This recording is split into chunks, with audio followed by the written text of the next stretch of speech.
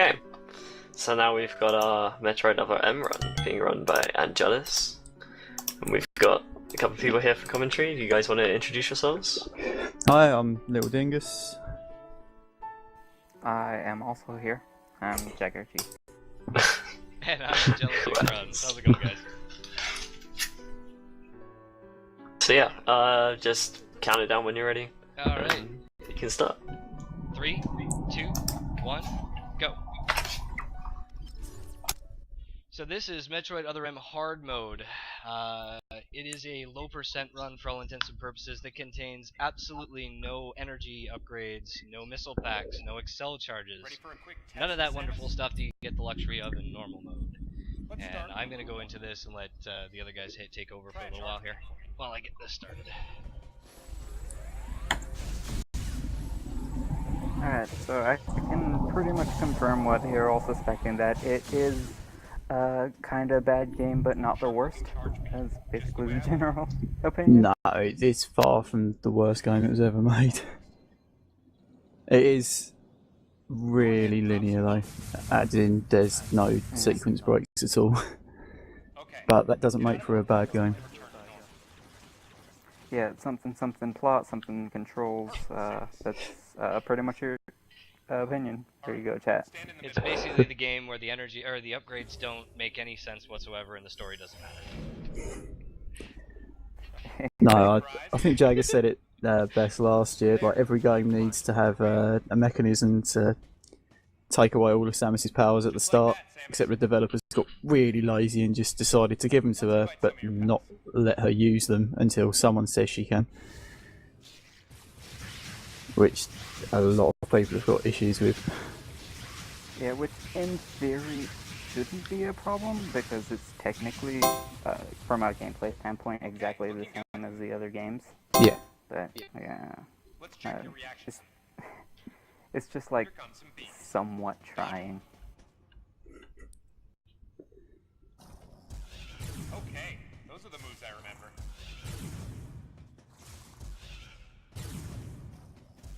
A little unfortunate that you have to go through this this whole intro, this tutorial section first, but you pretty much have to go through that with most games anyway. It's not too long though, and there are a couple of tricks you could do as well, like minor optimizations. At the beginning, pretty much the first thing you do is you walk a little bit closer to the targets that you're supposed to charge shot, and that'll let you save a couple of frames for the beam's travel.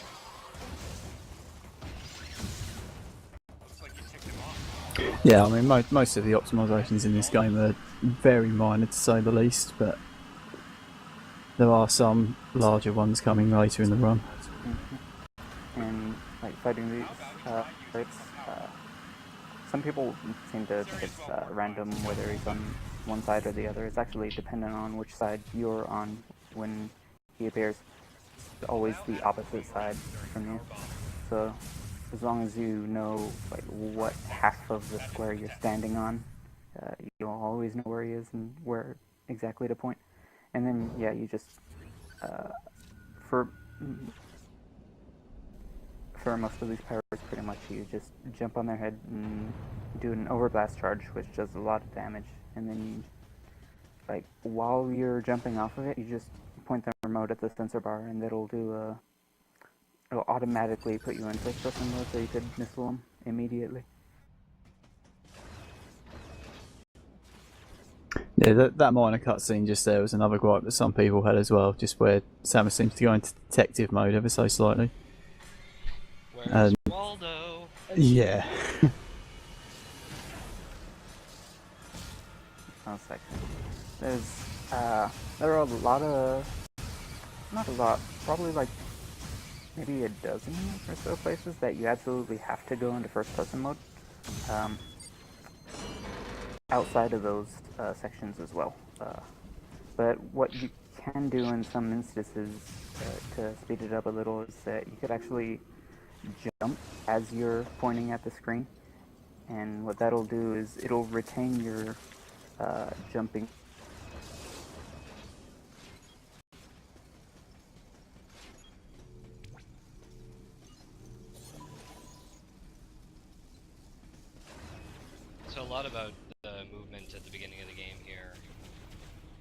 deals with just optimizing your movement. A good chunk of the game is a lot about movement optimization. You're just moving from one place to the next. You'll notice I'm morph walling a lot. It's faster to be in a morph ball than it is to run on flat ground.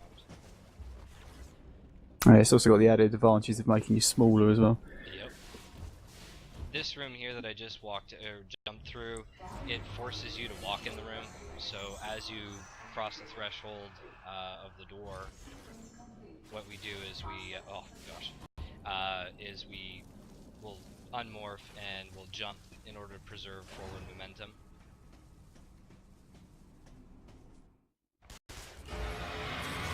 Yeah, and that cuts out about half the room. There's a And then on top of all those movement techniques and such, there's also a lot of just memorization of the game, knowing where the game's gonna be scripted to make you walk forward, and where you need to unmorph, where you can get away with morphing for long periods of time.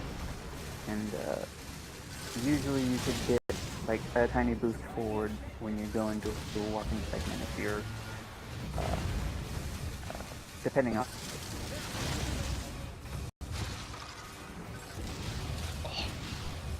Yeah, it's just quite unquote first boss of the game, the Brugmas. Pretty standard one. Play freeze the arms. You blast it apart with missiles. Just keep targeting the eye. It's the first time you get to see your band of brothers all together. Our crack team is made up of Samus Aran, the girl you play as all the time, Adam, the guy who only authorizes things when it's the worst time to possibly do it, Anthony, the guy you're constantly saving all the darn time, Lyle, because his name just sticks out like a sore thumb, our French mon ami, whose name I can never remember, and the guy whose name is just initials. I think it's KG. It must be KG. Yeah, KG and James.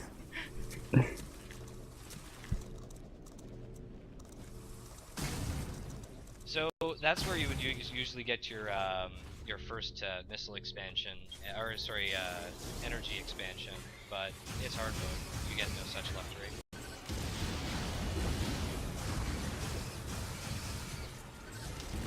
Also make some of the boss fights a little bit later legit as well. Yeah. So coming into yeah, this room. Go ahead. Sorry, I was gonna talk about a trick called rapid fire missiling. Is kind of like in the Prime games where you just skip the reload animation. In this game, for some reason, if you're in the air when you fire a missile, it just won't bother going through that animation, and it will just already have a missile ready for you to fire almost immediately. There's still some cooldown, but you can fire them. So Yeah, as Jagger said, you can get an awful lot off in a very short space of time if you're in the air.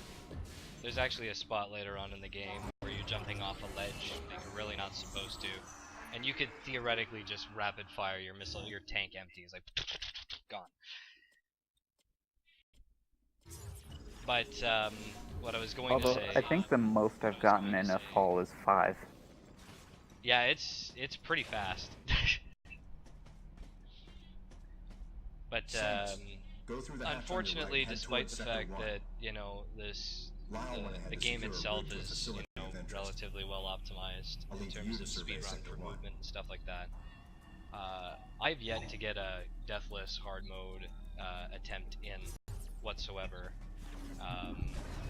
So if you're here for deathless, it might not happen. It probably won't happen. But a lot of the bosses have one-shot kill mechanics. And even worse than that, there's some weird things that can just kind of snipe you from angles that you can't even see them, as I learned just last week, which is fantastic. I'll point that spot out to you guys a little bit later. It was really interesting. I got sniped by a waver, I think, is what it was. Okay. Yeah, so even though this is hard mode as well, The damage you inflict Also- and the damage that enemies do is exactly the same as normal.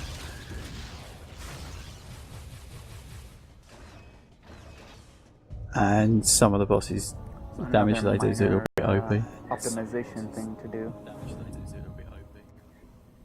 If you notice, like whenever you go into first-person mode, there's a bit of a slow motion animation or kind of thing. It also happens when you connect with a missile or with an enemy. You can, in some cases, you can kind of first-person mode and just like stay there to hit multiple enemies, and then it'll.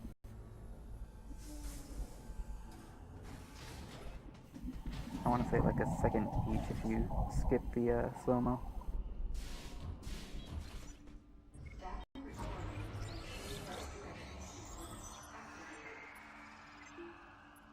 This little segment It coming also up, saves a little time in the first one.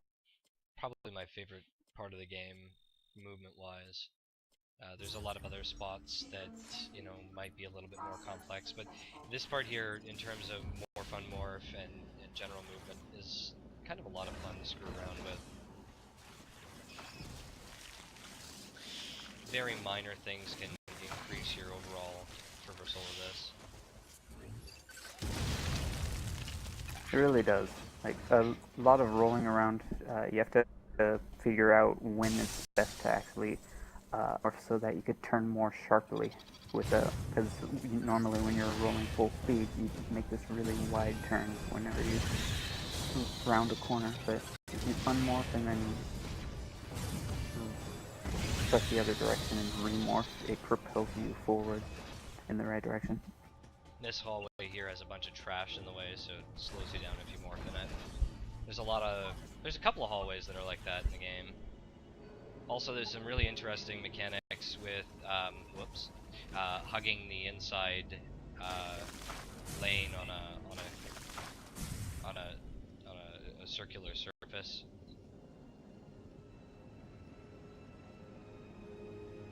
Your position is a little wonky in this game for that. Yeah, like a lot of things in this game, there are some inconsistencies. Like sometimes if you go through a room where the camera angle changes when you go through it, like if you go forward, you'll be at a different angle than if you go backward. It's really weird. Yes. There are quite a few movement inconsistencies like that. There's also some damage inconsistencies. There's a set of fish later on that for whatever reason sometimes take one shot, sometimes take two shots. Okay,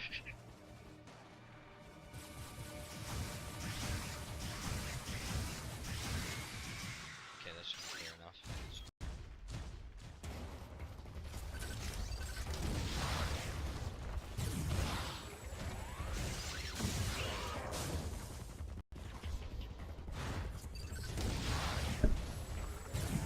So yeah, I think one of the better features of this game is actually pretty much the combat.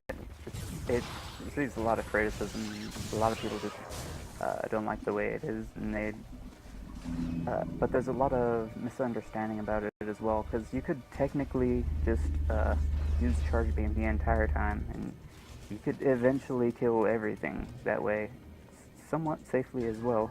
But in a speedrun, you're gonna see, and with the mini boss before, there are a lot of different ways that you have to tackle enemies.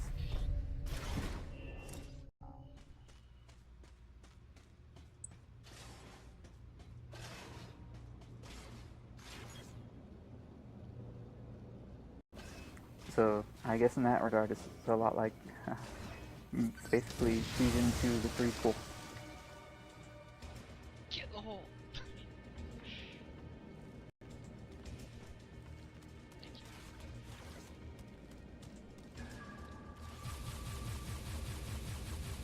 That's something else you're going to see a lot of. The now loading screen. It comes up a lot. And in some cases, you know, the now loading screen will come up when you're sitting in front of a door, and you might be thinking to yourself, okay, well at least I got through the room quickly. There are other cases in which you'll make a simple mistake, but by the time you get to the door, what's beyond it has loaded, and it actually works out in your favor. But it's very hard to tell because you obviously don't know how long it's going to take to load the assets in the following room, or the next room.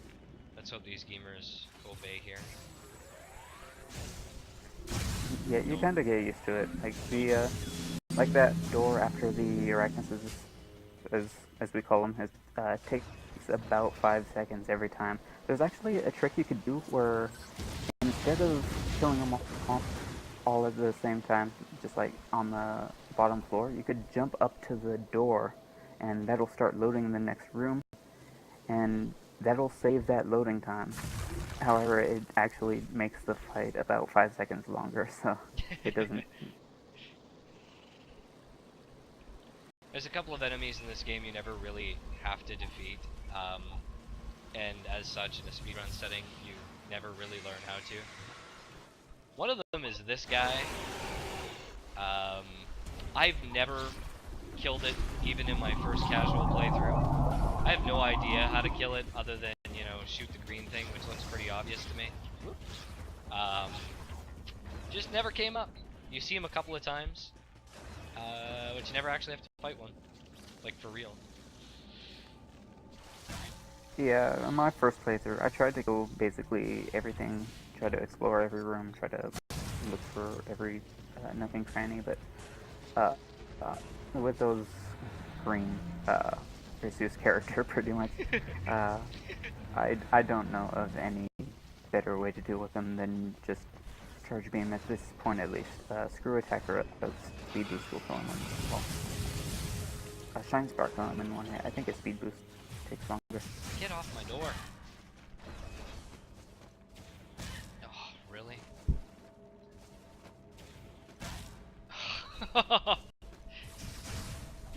So when you enter this room, there's a set of locations that these gamers will load in, and unfortunately, by entering the room and missing that first jump, I screwed up the loading locations, or I screwed up the timings. So scaling that wall became a lot more difficult than it really should have. So now I'm sitting at 25 health. This game doesn't have health drops, as you've probably noticed by now. The only way to get that health back is to be in critical, which I'm going to do that intentionally for. Do I have anything coming up that I can get hit by? Yeah, I do. So you're going to notice that I'm going to do this. Yeah, and I've been sniped before, so... Actually, this is the precise spot where I got sniped not too long ago. You'll notice that I'll intentionally take damage prior to, you know, more important events.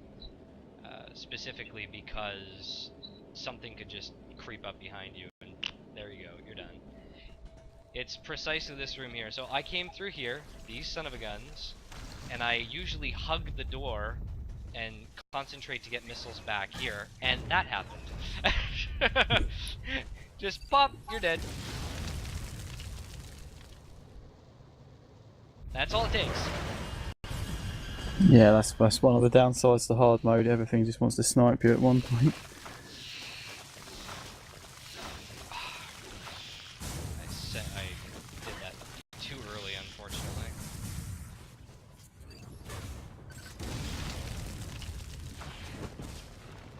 Yeah, those waivers get me a lot too.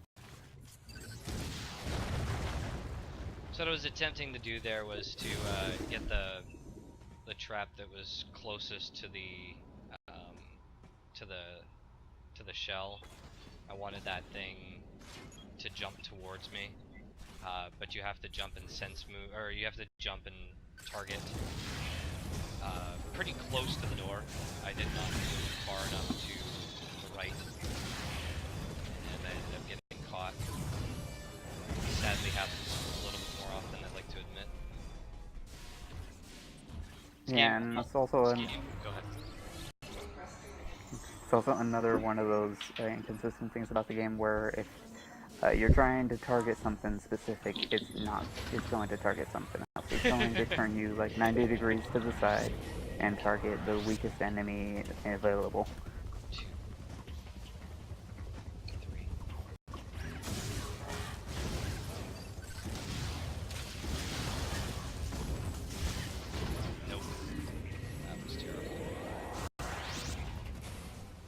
I have no idea why I used to use normal shots against these guys.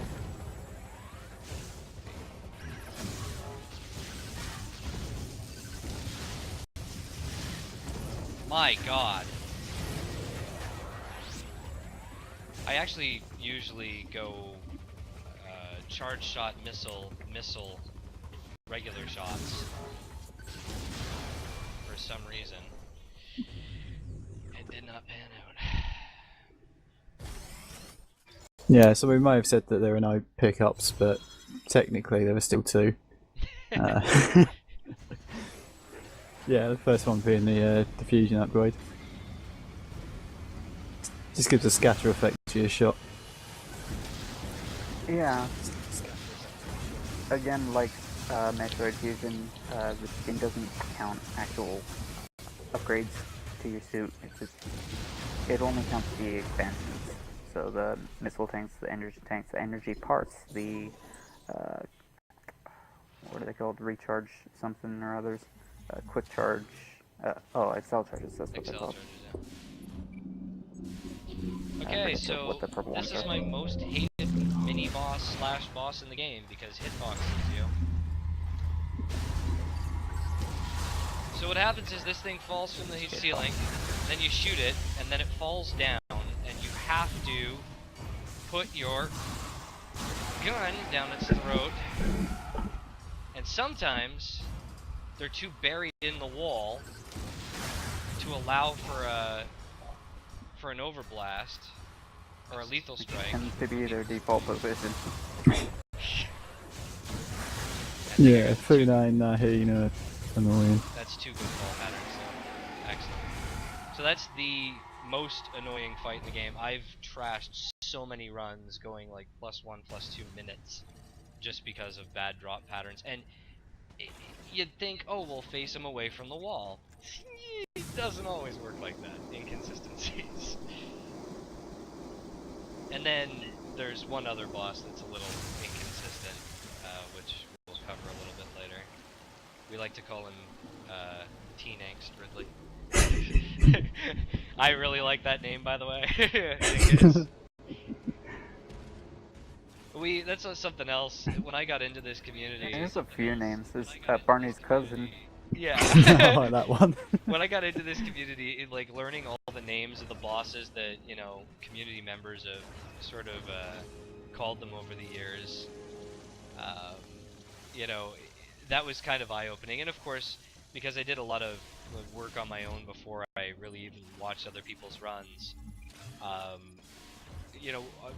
the folks that frequent my stream, I've also had their hand in making up our own names for pretty much everything. There we go, we're through. So some of them stick, regardless. Spider Duck is one of my favorites. I always like Spider Duck. Spider Duck, which only has apparently 6 legs. Sense move. But we'll look over little things like that.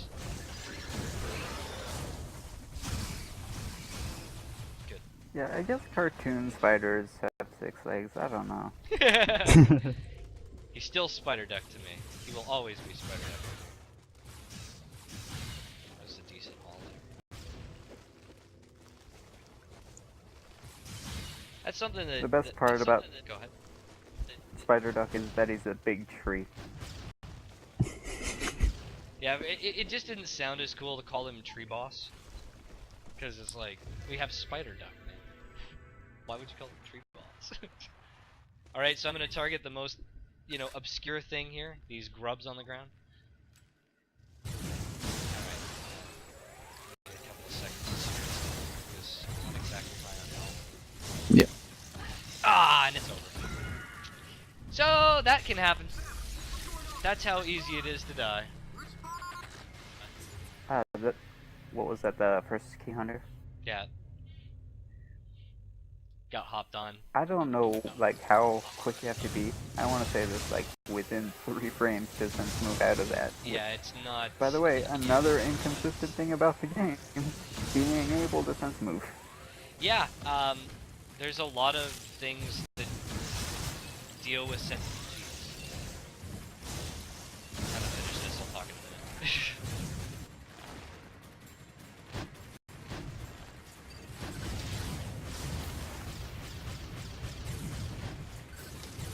Alright, well, basically what you want to do in this fight is try your best to get to shoot out 3 of those flowers in one round.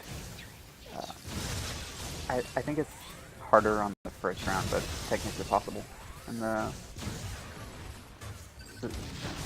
best strategy, I think, is to shoot the second one furthest away from you, so that the travel time will hit the flower later, giving you more time for the third shot. Doesn't always work though. Sometimes you just wind up having to sense move, or you wind up sense moving anyway when you don't want to.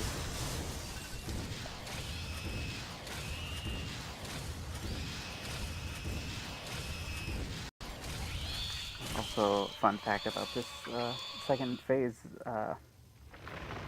you can rapid fire missile him, but apparently he has invulnerability period that's about as long as your reload animation, so there's kind of no point. Conveniently.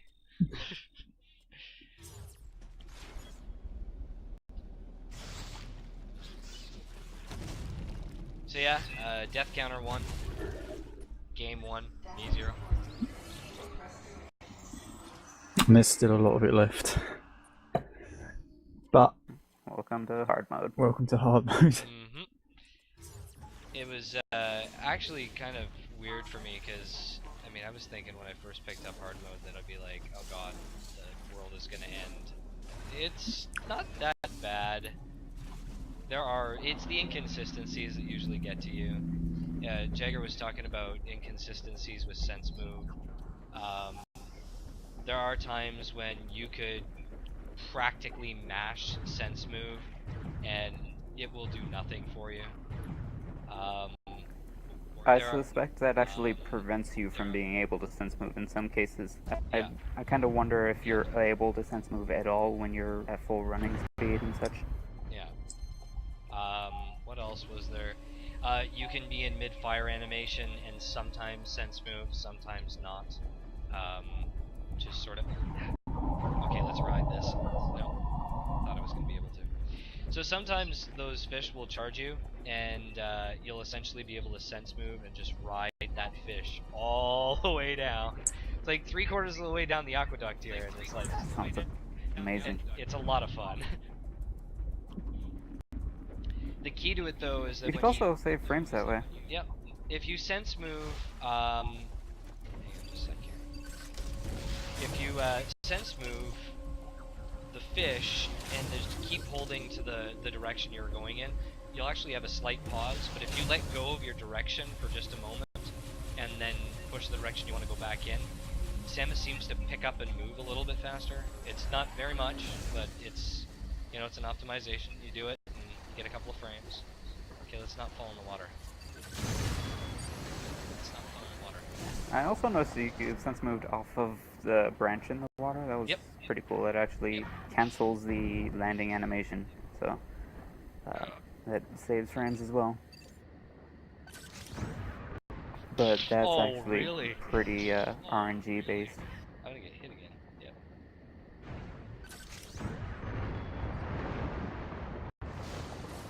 So yeah, if you move your controller away from the screen a little too early, that can happen. You really want to be on your target until you know that your projectile's in flight. There's a move here, a technique that Jagger G is much better than I at. Jagger G is king at this trick. Yes. Still not 100%. It's called a jump extension. What you do is you jump and you somersault, and then you fire, and then you somersault, and then you fire, and then you somersault, which essentially extends the amount of time that you're in the air and allows you to traverse horizontally. You can skip the majority of this sky rail, which is great. The problem is I've probably put at least 12 solid hours in total into practicing this trick and have not managed to do it once. Not once. In 5 months. It will Yeah, be the it's death really of me. weird. It will be the death. It's such a weird rhythm. Like you can't just match it. You have to shoot slightly, but not immediately after spinning, or the other way around. I forget. And then you have to delay a little more for the other input. Oh, here's So- Spider Duck. It's So- really like offbeat. I'm using safe strategies here. Usually you'd be like right underneath him. The thing is that it's extremely easy to get accidentally hit. And I do it when I do it when I'm doing, you know, record attempts and stuff like that. It's not really marathon safe when you're trying to minimize the overall amount of deaths. So what I'm doing is I'm attacking him at 6 and 3 o'clock. When you get to 12 and 2, up behind him, he will turn around and those do 49 damage. It's not great. And he'll actually turn to charge like that. Oh, I am in the wrong position. Come on, target. Okay, so ideally what you want to do is get that while he's turning. There we go. Yeah, I didn't know you could manipulate the death. But yeah, this is if you've fought this guy before, you'll know a really, really long fight. But with strategies like this, basically what you want to be doing is actually be shooting regular beams mostly, and only charge when you get an opportunity to sense move, just because you get that opportunity so frequently. You can get a bunch of P-shots. And there's a distance at which the target is too far from you. He actually moves fast enough that, you know, his traversal velocity is too fast, despite the fact that he's really slow. That your shots will not connect. So you got to be a certain distance from him, so that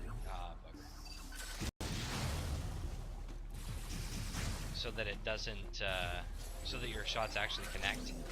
But you don't want to be so close as to have him be able to snipe you every time. Again, it's good to be close enough to force sense moves. Okay, here's another hallway where you can just get sniped. You essentially just go in a straight line, but sometimes that grub taps you and slows you down just enough to make your day really go sour.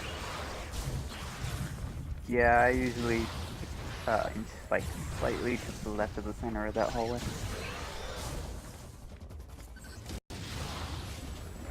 Ideally, we want these things to be up by the door. Sadly, they can jump on you, and it really sucks up a whole pile of time for no reason whatsoever. So we, you know, in the interest of time, you can actually just not drag them to the door. In hard mode, I don't, because I'm really trying to minimize damage in. A reason for that is because of another snipe that has occurred in this very room. Safety strats, right? So, Spider Duck 2, you got a second one. And what will happen is you get up on this rail here, and everything is fine, okay? You sit here and you shoot. There's going to be some little flies that are going to come at you. They're really cool. You just shoot them. Everything's fine. Then you get up on this sky rail that's going to come up in just a second, which is fine. The thing is that Spider Duck is still shooting those purpley pink blobs of death at you. And if you have less than 49 health, and you get hit while you're in the rail system, you're dead. And that's, it's not fun. And you have to come all the way back up here, watch the spawning animation. And you have to Is that back to the save room? Pardon? Ah, was it back where's to the it send side you room? back? Yeah, The you go previous room or just all the, the way. save? Yeah, just before this room, just the previous room. Ooh. But you have to go back up. You have to take the sky Okay. rail again. It's a good chunk of time lost. Yeah, and that's what, 30 seconds? Easily. So with that being said, not dragging those guys up to the door and just kind of doing your best not to get jumped on is probably better net. It's only ever happened to me a couple of times, but Marathon Luck would tell me that chances are it's going to happen again at some point. I've been sniped in the pipe by a spider duck too before. Yeah, it's not fun. That wasn't fun. No, it's a bad time. So we're approaching the slowest part of the game. We got two things to talk about here real quick. The first... Resident and Sleeper. Yes, Yep. pretty much. One, we need more runners for this game. I've started a tutorial on my channel. Just gonna plug that. If anybody's interested in running Metroid Other M, it is actually fun to run. It's not a bad game in that respect. If you can get past the story, it's actually really good. PJ, please, we need you. Yes. With that in mind, this whole section, if anybody breaks this section and gets us to not have to do this, I will personally find a way to get you to Canada to meet the Great Canadian Moose. And I will probably hug you and love you forever because you'll save like 5 to 7 minutes off of our total time, because it would be amazing. Second of all, shoutouts to Jagger G and Little Dingus for coming along tonight. Jagger, it's been really awesome of you, like, over the course of the past couple of months, for having taken the time to literally go over my runs. There are times when I'll run in the evening, and by 8 a.m. I'm getting to work, and Jagger's got like handwritten notes on optimizations and things that he's managed to figure out, like within 8 to 10 hours. And it's been really fantastic to have that kind of support for the game. And also a shout out to Extreme Spitfire, who's I don't think he's here today, who is actually supposed to run this for this marathon. He's the one who got me interested in actually playing this and going for hard mode. He had some real life stuff that had to come up, and I wish him all the best with him and his fiance and wife to be. Yep, baby should be due soon. Baby should be here anytime. Awesome. Get baby Spitfire. I was really hoping that he'd send me a Skype message at some point today, just being like, "I babied." Nah, that's gonna be a end game. Yeah, right at the end. Just pop in. So this is the walking in corridor section. On my stream, we usually call this story time, where I come up with some random story about something that's gone on in my life, and I'll rattle about it for a while. Instead, for this marathon, I'm going to explain what I've managed to figure out about this place. If you look at the map, which I'm not going to bring up just yet, it's actually a small nugget on the map. The whole place, as far as I can tell, is actually an instance of sorts.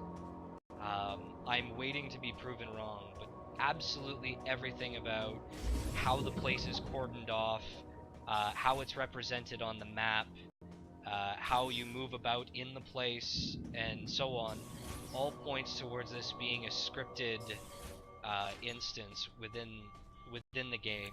An instance, you say? Yes, an instance. Now, the So beauty... Metroid, Other MMO confirmed? Yeah, if only. But it's like, it's a part of the game that seems to be completely outside of the standard game map. And that's both awesome and concerning, because if you can find a way to bypass the triggers that get you in here while still having the necessary components loaded to get into Sector 3, it might be possible for a sequence break. I say might very, very lightly with a grain of salt. Yeah, it is kind of fusion to the sequel. I think someone actually Game Sharked their way into Ridley's battle room once, and he just wasn't there. If you go there too early, so It kinda almost worries feels me. like it's like a necessary trigger to come through here. But every time, like if you spend enough time, I think I've put in, you know, at least a solid 8 to 10 hours work into trying to figure this place out. It's everything about your movement and how the game kind of starts carrying you on rails. All points towards instanced sort of setups. At least that's what it feels like. Alright, so we're gonna try to get some leapfrogs. It's a combination of leapfrogs and missiles and concentration. Because you can get sniped in the air here pretty easily. Oh, move.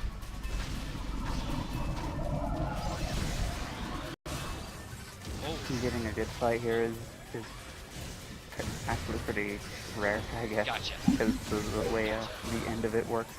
Yeah. Basically, when it gets down to 2 of them left, they just they wait for a few seconds and then they start running for the tunnel and hiding. You'll have noticed that what I ended up doing there is one of them, they both started to run, and what I'll do is I'll concentrate on one of them. What you want to do is deal enough damage to it so that you stun it and knock it to the ground. It'll prevent you from having to run after him in the tunnels. But it's not easy. Sometimes you can get an extra leapfrog off, and you'll only have one to deal with. It's possible to get them before they go into the tunnels. I've done it, but it's not. There's no setup or consistent setup I've managed yet for it. Yeah, and that would be optimal as well if you keep him in the main area, because as soon as the last one's dead, you'll walk him back. Second just- worst fight in the game. Here we go. Yeah, Wish me luck. puberty And it's version. also kind of a oh, good luck, by the way.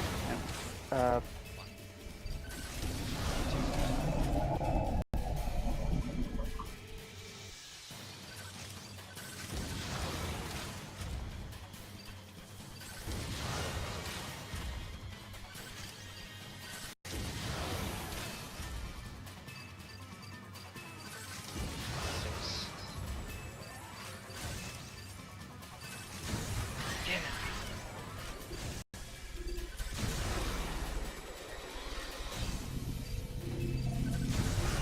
Yeah, baby. So you So- can sense move those hits, but another inconsistency. Of course, what we're aiming to do there is to try to hit the tail swipes, because, you know, shoot him in the face. Why shoot him in the face? There's actually a setup where if you get swiped enough, he does try to lunge at you and you can shoot him in the face, but it doesn't really do much. So yeah, it's inconsistent. His tail wobbles back and forth. There are certain timings that you're trying to hit. You either want to hit it really, really early or really, really late. If you do hit it somewhere in the middle, chances are the tail is moving left to right too much, and the missile won't connect. It's literally that boss and the bot wound twins, the 2 snakes earlier in the run, that have to be the most inconsistent of the bunch. Yeah, I agree with you on that. I always struggled with Teenage Angst Ridley. Yeah. I mean, both the snake bosses and Adolescent Ridley have been like the bane of, you know, good runs. You get to the end of the run and you look at how much time you lost on those Also, 2 the next boss. Pardon? Yeah, the next boss as well. Also, the next boss. Wacky waving inflatable arm flailing tube man? Yeah. I actually like him. I don't know about you guys. I enjoy the fights. Yeah, he's fun, and there's actually a pretty really cool strat from when we get to it. But the end of the fight is it can range from how long it to allow you to hit it. I got the worst RNG. I swear to God, the worst RNG the other night. It's so bad. It's like you know how every once in a while you go to attack him, and after you've frozen his arm to the ground, and I'm saying this, and nobody's really seen this yet. Hang on just a second. Finish this real quick because I can die real easy here.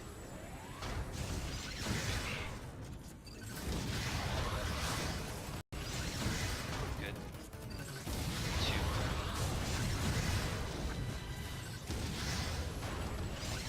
Good. No! And then it just pretends you missed. Looks like the normal beam won't have any impact on the enemies around here. Ah!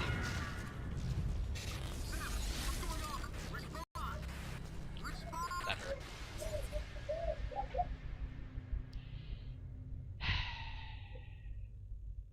Hard mode. Yeah. So, this room can get pretty chaotic. I didn't account for that flaming Emer to still be there. You got stuff falling from the ceiling. Your auto-targeting doesn't target The normal beam won't have any anything you impact on the want it enemies to around sometimes. here. Dennis, use your ice beam. You're trying to position yourself so that when you come out of this animation, you're not getting sniped by a fireball.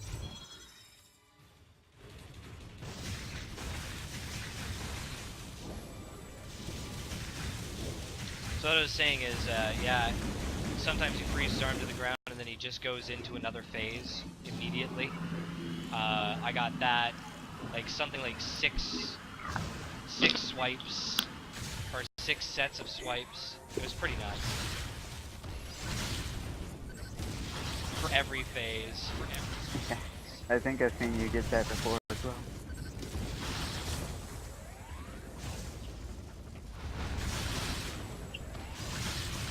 Coming up's another enemy that we've got a cool setup for it now, but I used to struggle a lot with it, and it's that trilobite thing.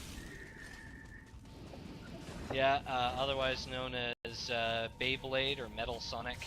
That was the one I was trying to remember the names. Yeah.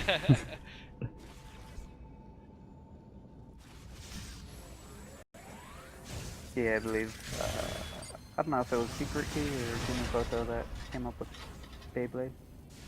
It's a cool name, man. I like it. Jimmy came up with a lot of the names, I think.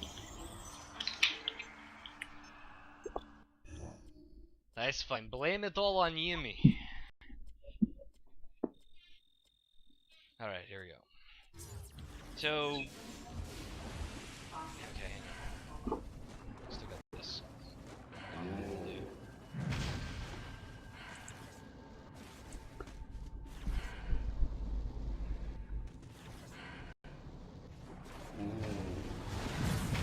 Good.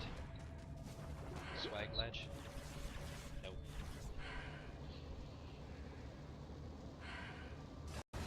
Alright, hallway. Okay. 1, 2, hit me. Thank you. Later, guys. Peace. Okay, so what happens is if you get hit by this boss and you're in critical, you're not in critical alarm, the resulting little tittle bit that you're gonna have to deal with here we call it the wiggle of doom in my stream. It's the little snake head or worm head that comes out. Gotcha.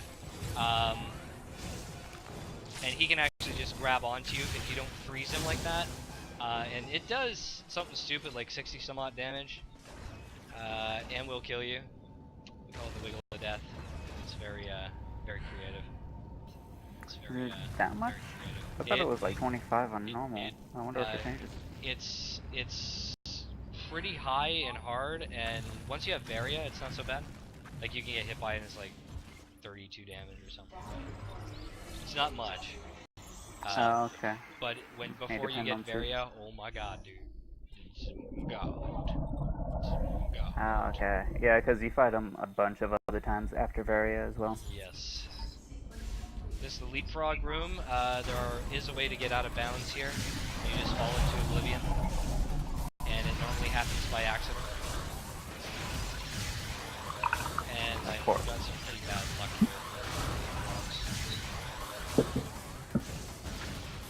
So what ends up happening is you end up spin jumping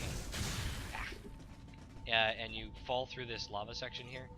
You clip through the glass in the floor, and you just fall into oblivion. It's fantastic. Fantastic. Because it doesn't load the room because you haven't triggered the lava fall. Yes, yes, my friend. Well, presumably. That makes Yes. sense. That would be, you know, presumably, because it's Metroid Other M. This is another inconsistency I found coming up in this run here. The next boss is going to slam his hand on the ground here.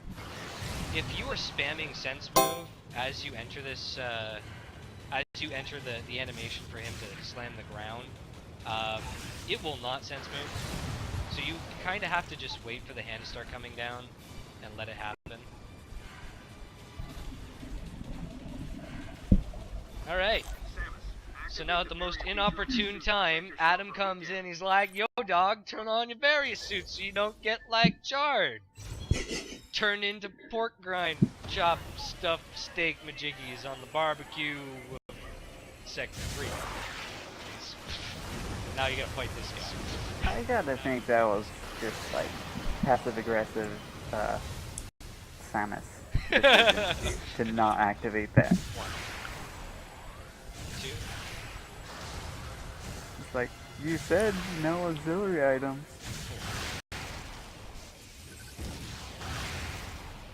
Yeah, I mean, right, to a certain extent, you can see where you wouldn't want power bombs to be activated.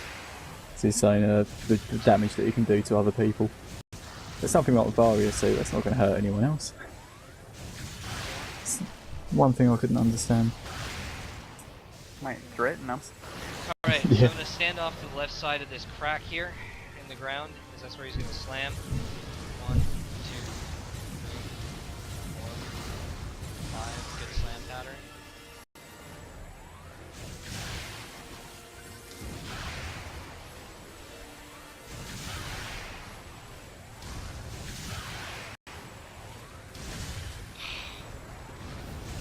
By luck, I'm gonna miss the quick kill. Do I do the flashy kill? No, I don't think it's gonna save much time. Are you gonna do not have damage or something? I won't have enough damage now. I could get all 4 hits on a quick shot Okay. and still not have enough damage. So I can do the. Lethal Strike is pretty cool. I can do the Also lethal long strike. though. Yeah. It does look really cool. You know, it's the Yeah. game You intends for could you to use a lot of actually, overblasts. it's actually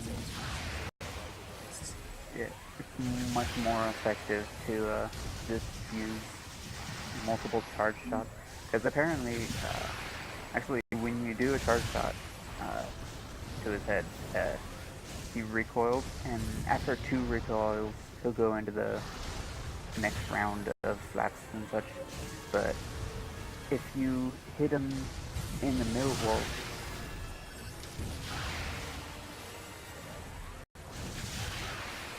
Oh shoot.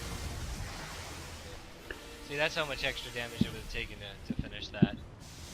So the idea is that when you enter phase 2, you'll freeze his hand, blow his hand up, and then get a charge shot and reposition yourself to the center of the room.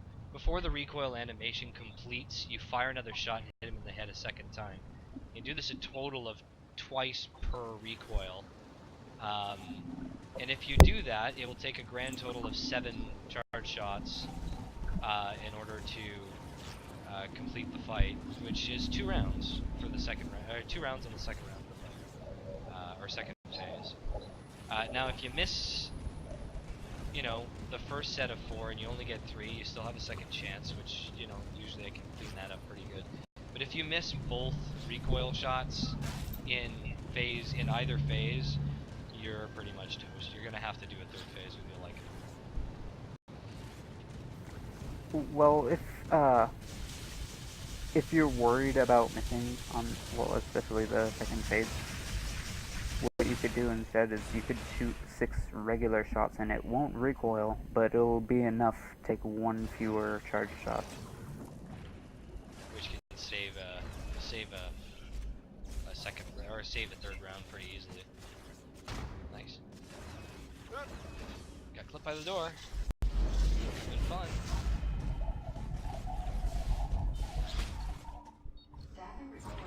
So that Yeah, was I wacky used to waving always anyways. use 6 charges in 6 regular shots, but I have no idea why I didn't just use 7 charges instead.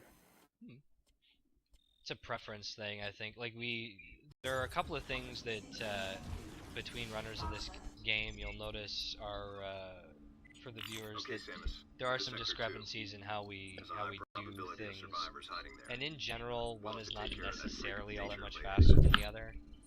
But like the diffusion beam boss earlier, the little flyers. Jagger, myself, Extreme Spitfire. I don't know about Dingus, but we all have 3 separate ways of doing that fight for some reason. It all works out to about the same speed. Yeah, mine's I think pretty mine much was the slower. same as yours. Like, I didn't. It's another one, another case where I just didn't think to use a charge beam. I knew it would take a charge beam and a missile, but I just used regular beams for whatever reason. Which probably isn't that much slower because you still have to charge while they're flying at you. So again, we're just trying to hold Also, that. you played it a little safe there. Yes, I did. So what I was Like we trying said to before, Go it'll always target the least convenient enemy, so you want to clear those guys out as soon as possible. And I usually do them as I run towards the door and run back, but it's a lot safer, especially in hard mode, to clear them out before you trigger the boss. Yeah, and the idea for that boss is you're gonna bring him back and you're gonna hold him at max screen distance as best as possible, which seems to manipulate him into opening his mouth more often, showing his ugly face, and then you pop him with a charge shot. Consistently, at least. Yes, consistently. It works a lot of the time, so. Also, Samus squats in elevators. That's what she does, so she maintains her physique. Yes. Also, I think you've actually gotten faster Beyblades by staying at close range, but it's really rare. Yeah, I did some timing, but it's like the amount of times he'll open up at that distance it just doesn't seem anywhere near as consistent. And, you know, for anybody who watches speedrunning on a regular basis and anyone who speedruns, consistency is kind of king. It's the name of the game. So Especially in a 2.5 hour run. yes, very much so. So this is all about memorization and where things are gonna fall. You know, yeah, it might look easy to kind of come through here like that. Oh, balls! Oh god! It just says in before I get smacked by things. These guys you don't have to fight, and I'm gonna try for the Jagger G special here. Always worth going for. The worst case scenario is you have to do it normal. So what I'll do here instead is I'm gonna stand on the platform. Thank you for this strut, by the way, man. Totally saves a pile of time. And Someone in my chat recommended that to me. I didn't even think of a- that after like that man 20 needs a runs medal. or something. It's like, So the second time I'm gonna go through that room, I'm actually gonna do it differently. I'm not gonna try for the jump extend because I failed it the first time. There's a strategy that usually works to set up for something called a spit instead of swing, which you'll understand more when we get there. Oh god! Screw you, frog. I'm gonna hit quick. That's bring him close. Oh, jeez. There you go. So what you want to do is you want to hit him to break off the shell on his head, but then you have to wait for him to thrust his head forward. If you hit him while he's in that animation, he'll fall down in a stun state. Ideally close to the door. If you miss it, you just kind of drag him closer to the door so that it makes it a lot easier when you actually are done the fight. Speeds things up a bit. I don't really have a name for that guy. I think it's called a frog. Am I right? yeah. Actually, the official name is a pretty good name. It's FRAUG, F-R-A-U-G, and you don't even realize it until you hear the name, but it He's actually like, yeah, does it looks like a look frog. a giant frog. It looks like a frog. Never occurred to me before. Come here, baby. Yeah.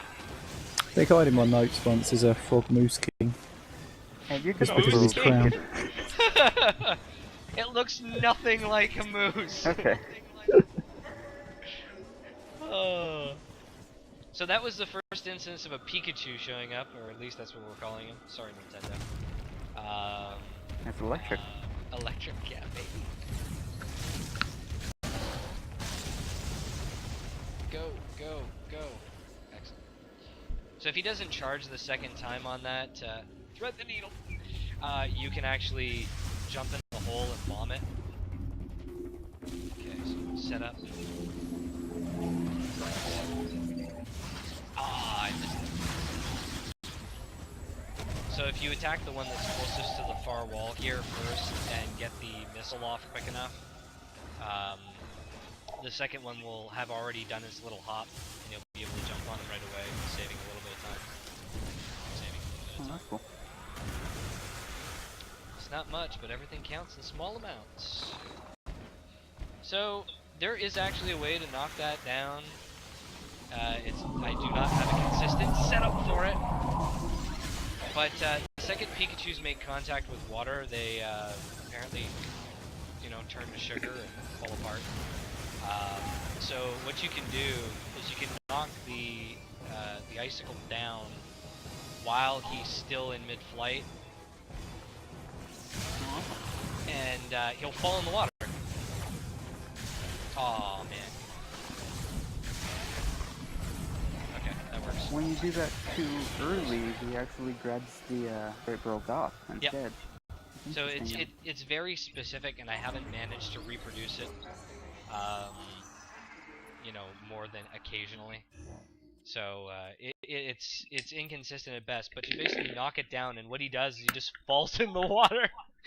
And just, I'm gone. Turns to mush. It's like the best thing in the world. It's like, oh, it's so satisfying. Speaking of things that you can't really see too much of as they fly across the screen and snipe you. I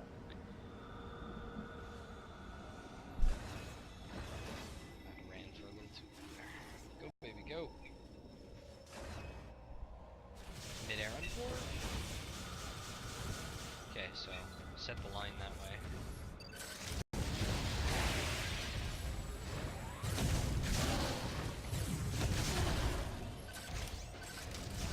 Nope! Missed it altogether.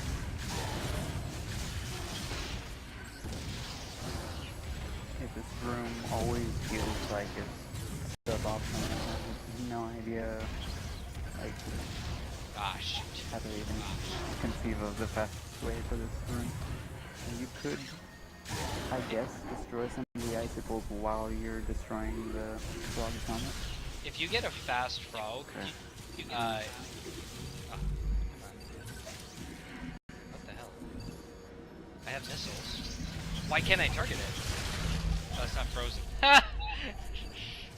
God.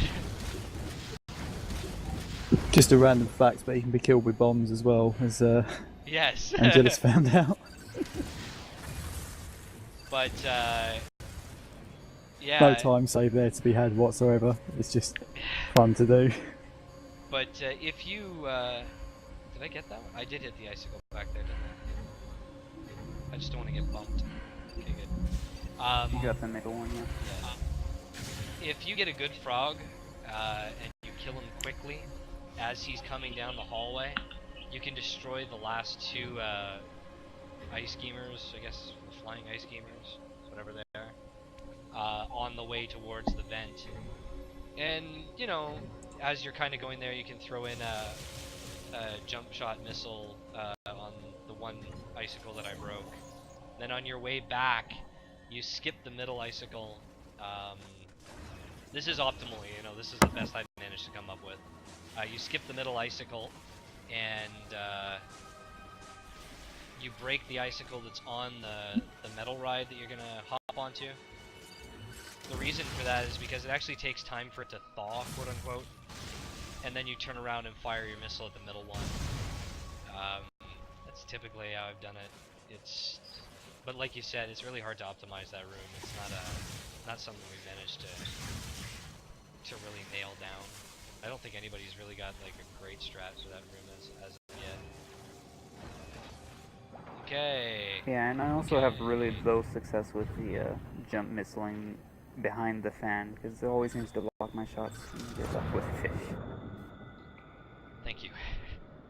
So I found one thing about these fish is if you get right in front of the missile cap, or the drain cap, they tend not to bother you as much, and if you're in first person mode, they tend not to grab you, they tend to bump you instead.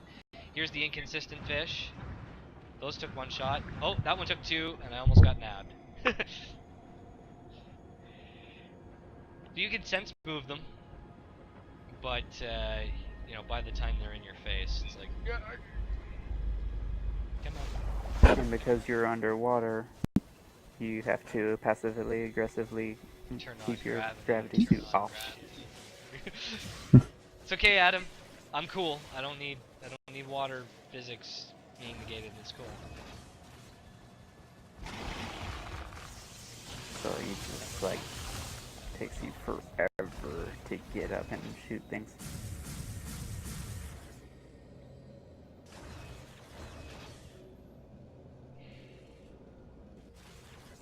So we go down the hallway here just far enough. The most efficient way through here should be delivering shoulder impacts with your speed booster. And Adam gives you the most useless information ever. Apparently, the best way to break through giant chunks of ice is to use a speed booster. And do it with your shoulder, baby, because that's the best way. If one of you guys wants to basically I look at explain the speed minimap booster- to line that up. Yeah. If you guys want to explain speed booster mechanics and kind of some of the quirks and explain why I'm gonna shoot all the time while I'm in speed booster. Maybe that's a good idea. Sure, so the speed booster, the way that works is you have to be running, be holding straight forward and have an uninterrupted run the entire time. And so it can be interrupted by a lot of things. Getting hit, of course, sense moving, whether on purpose or on accident. Tiny bumps in the ground. Door frames. Basically, a light breeze can break your shining spark charge. Exactly, and also apparently, like half of the time, if you shoot and then you stop shooting for a couple seconds, you put your gun away, and that sometimes apparently counts as well as an interruption. So in order to counteract this, you just shoot the entire time. So at least you don't put your gun down. Alright, let's try for the bonus spark where that actually matters. Yeah, Right this saves a lot of time. Missed that. I'm gonna try it again. It's actually faster to try up to 3 times, as I've found through timing. Yeah, this is You what also Jagger kinda wanna means by... shoot, like if you're not perfectly aligned, you'll want to shoot as you cross the Threshold here. the first step, Threshold here. because apparently when you do shoot, there's sometimes a weird thing where it'll cancel a cancellation of the boost as well.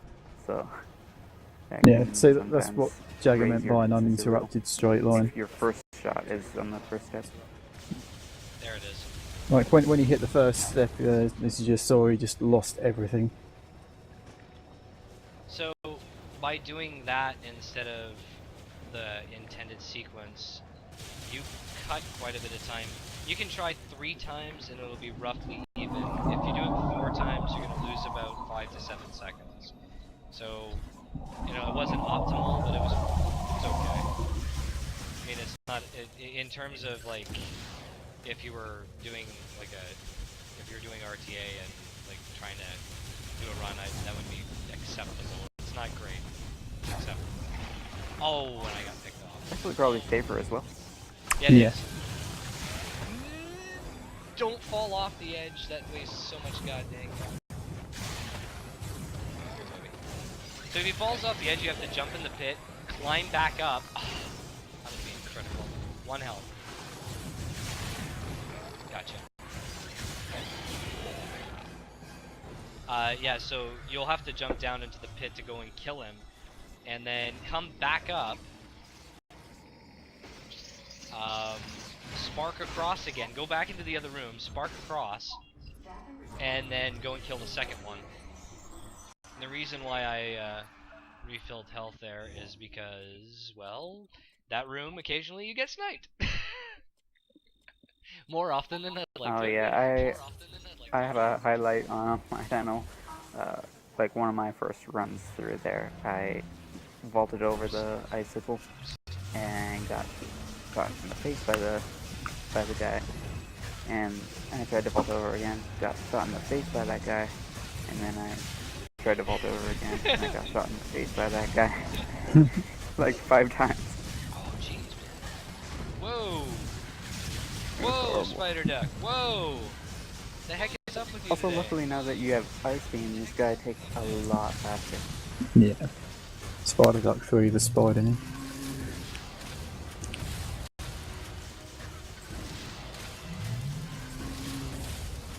can die anytime soon.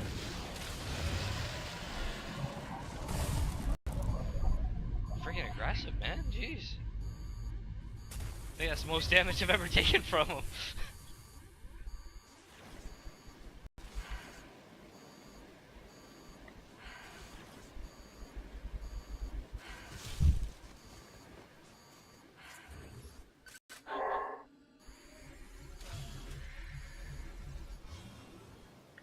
So there's a dead party member there. Just saying. But we don't care. It's like the Edecoons. Yep. And He the was killed Decora. by some other guy, so we don't really... we Crap kind about of know through context clues, but it never actually even matters. So Good job. So this is the scene where Samus just wants to cuddle. She's like, "Don't come near me!" And then because we don't let the rest of it play out, the next thing that Samus says is, "No!"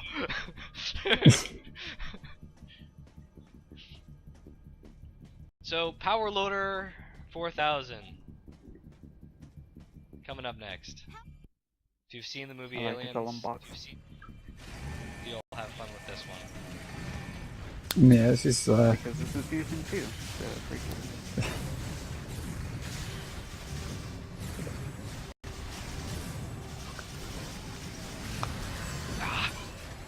Get out of my grill! pretty much just like a Spider Duck. You want to use a bunch of regular shots, and actually, because of the upgraded beam, apparently the regular shots are stronger in proportion to the charged beam. I think normal beam before you get ice is like 10 regular shots per charge shot, thereabouts, and ice beam is 5 or so shots per charge shot, maybe 6, and wave is like 4 or something like that. So using regular beams becomes increasingly effective as you go on.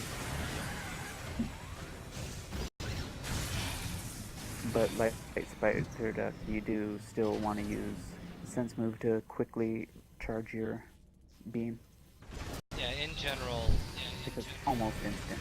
with earlier beams, if you can get a sense move off, you know, pretty much for free, it works out better to take that sense move for free than to try to plug in the normal shots that would otherwise be coming there. You know, if it just kind of works out that you get them, you use them, otherwise you're pretty much using, you know, uncharged shots a good chunk of the time. And there's a lot of the game that we do that with, like, loads. yeah. Ridley's a good example. Yes, Ridley is, in general, all charge shots. My favorite boss in the entire game, by the way. Very, very noticeable difference. Mm. But we do in hard mode. You will notice that I do a lot of sense move shooting. You know, more be out of convenience than because it can be safer than just standing there and spamming shots. But you know, we all know that just shooting them like that would probably be a little bit faster. So now we're gonna go to get wave beam in the most roundabout way ever. Still not sure about the design portion of this area. Never felt right to me.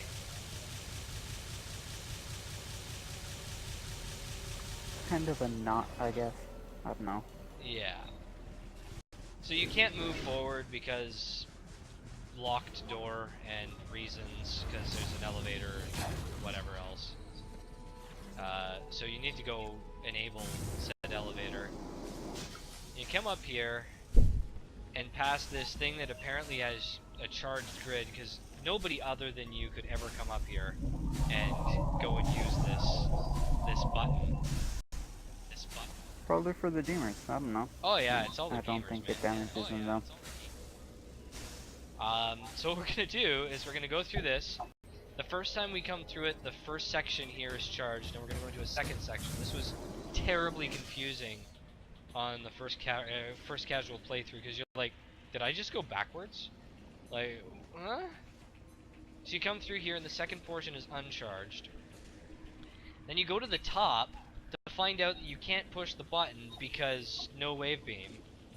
And in normal mode, you're required to pick up an energy tank up here in order to unlock the door, which would be right here. In hard mode, the door is just open. So now you know the button's there, but you can't shoot it because wave beam. But by the way, you have wave beam, but you can't use it because Adam hasn't authorized it yet. So you go all the way back down this bludgeoning hill,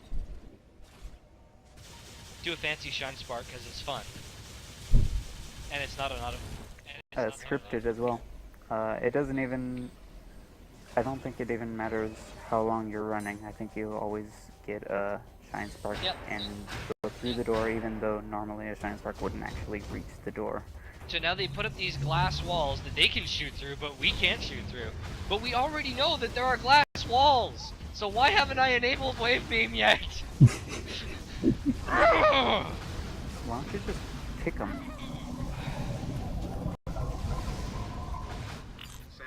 So it's a tiny bit faster on average to not sense move in here. Tiny bit.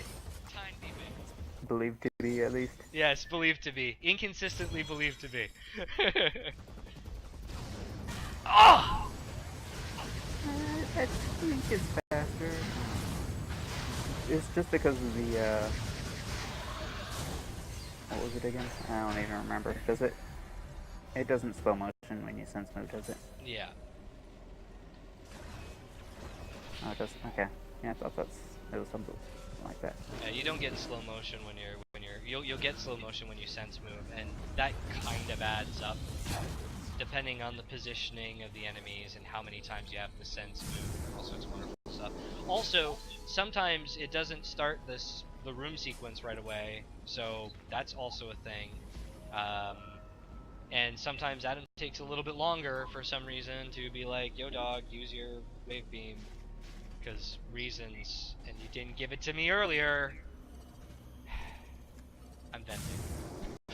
I got issues. But it goes through walls and might hit people, even though it doesn't go through walls in this game. So this is the Unless safe they're strat. glass. You just go all the way to the corner and wait.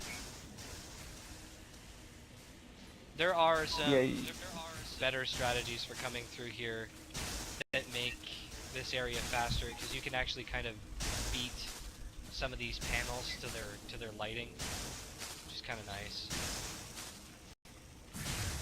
And you could actually, if you wanted to, you could damage this through here, but this is hard mode and you take a lot of damage and you don't have very much health. It's Money shot?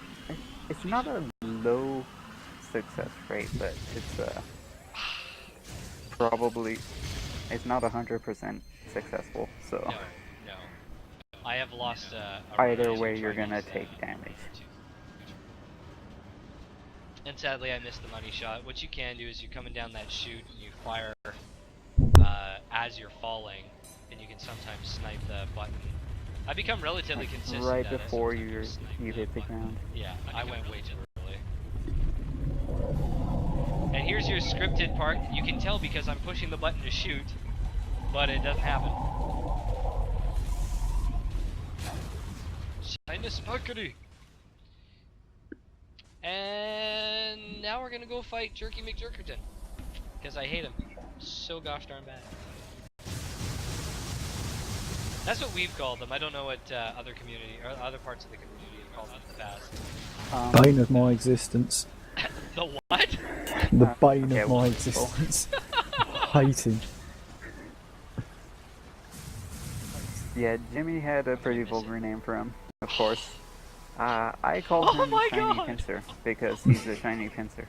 Did you see that terrible action? Oh! Speedrun Pro.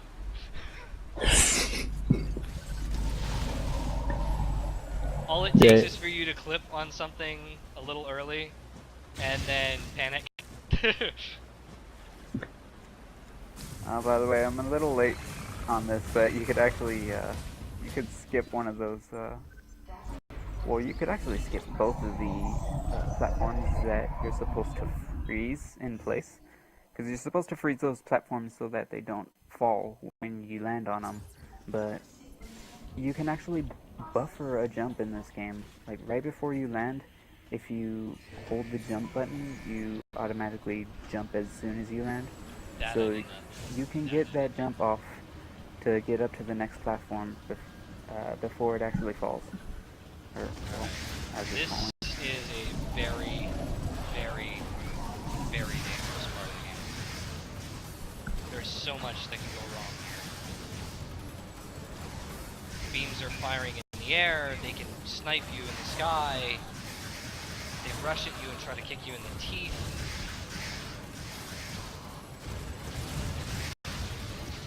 Ah! Come on, baby. Hang in there. See? Just as you land on the ground, it was right there ready to go. And it's so hard to predict where they're going to be when they charge. Ideally, you want to freeze them as much as possible. But notice it wasn't the beams that were really the problem there or any of that. It was the one guy rushing forward that happened to be right where I was landing. I mean, there's only so far you can land, right? That you can control that. And just, boop, I'm gonna hit you. So, and I was holding the charge shot, so if he was close enough for me to land on his head, I would have landed on his head instead.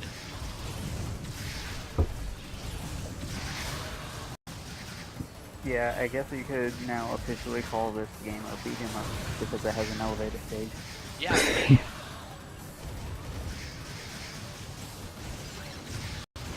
So it takes 5 shots before you can actually jump on their heads. I can actually do this one because I got a charge shot off. This is another place where I do things a little differently. I use a couple of regular shots, but primarily I focus on trying to sense move to beam so that I could get a charge beam to do a lot of damage at once at least, and hopefully get some splash damage on the other pirates around them. But of course, it's not more consistent. It's not really less consistent, so kind of just personal preference.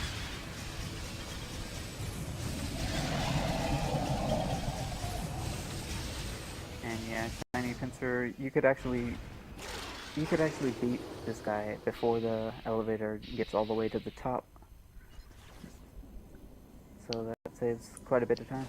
Also, in reference to that, to the elevator sequence, Jagger, I actually use the same strat you do in normal mode. It just, for some reason, this... Oh, did I really miss that? Come on, baby. Okay, because the recoil from the charge him, I guess? Yeah, the recoil from the charge can cause you to get hit a little easier. And Yeah, just definitely. for consistency's sake. I mean, pretty much 2 hits on that elevator the wrong way, and you're toast. So, in normal mode, you can take the extra hits and be like, okay, yeah, whatever, I'll shrug that off. In hard mode, you're oftentimes the strat that you select is basically a function of, is it consistent? If yes, is it relatively safe for my skill level? And there are some things that no matter how skillful you are, random chance will just, or the game just like literally beating you at your own game, just comes and kicks you in the teeth. It's like,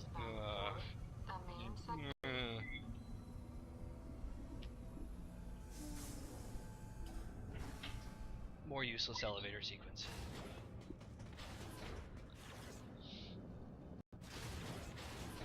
So as you can tell, guys, I have some pent-up anger about this game. We have a love-hate, hate-to-love relationship. It's good. But it works. It works for us. A level 4 warning is now in effect in sector 3. Then, you know, RNG just gets involved. Things get a little better for a little while. Geothermal power plant and Yeah, you know, a lot of people will ask me, like, why do you run this game? And my answer personally is, like, I don't really like the game, but I love speedrunning. So, because you can speedrun this game, it's actually fun. Yeah, I think it's the speedrunning aspect to me that makes it fun. It's not... like, there's no... oh, boy. There's no individual mechanic that really kind of draws me to this game. It is fun to speedrun, though. That's really the key to it, I think. Safe try. In fact, I would say, in a lot of ways, the first two Metroid games were considerably worse than this. I guess it's my opinion, but... You're gonna get some resistance there, I know. I agree with Jagger. The first Metroid game, I really didn't enjoy like trying to speedrun it. Second one, not so much. I But love it Metroid was too, just man. it was I just the love it. limitations that you had in the first Metroid game. Yeah. Metroid 2 is a great game to me, mostly because it's so... It was my first Metroid. I mean, it's gonna stick. But I don't know. Metroid Classic, it was really hard for me to get like really involved with. I tried to speedrun it at one point in my own time. It's just really easy to get lost, isn't it? Oh god. Can I have a map? Just need a map. Yeah, once again, I can... Well, actually, I can pretty much only enjoy Metroid 1 when I'm speedrunning it. Because otherwise, you're just gonna keep dying over and over and over unless you know exactly what to do and how to go fast. It's a really difficult game. Pretty tough as nails. Metroid 2 is like that too for me when I was younger, when I first started playing. So we're doing a lot of save room skipping here. As you guys will know later on in the credit sequence, this game was brought to you by Vidal Sassoon. Samus really likes her beauty products, so she stops in the beauty section and uses the save station, which also happens to shampoo and revitalize her hair. It's important in order to make sure that she is at peak efficiency. Also, story-wise, I like to refer to this game as Samus Goes to the Space Grocery Store, where there's an evil manager that killed her baby one day, and then she gets a call from another space grocery store, and it's like, this manager here is, like, trying to tell you what to do. But then you're like, maybe the manager is evil, so you're like, I'm gonna try to kill him. And then you find out the manager isn't actually evil, but does shoot you in the back at one point. You find out there's an even more angry general manager that you have to kill. Her name is MB. Samus, use of the grapple beam is It's like, the story doesn't matter. You can put whatever you want in place of all these characters. They're like stone walls to me. Oh. No. Don't get caught. Good.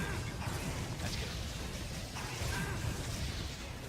Stay away. No!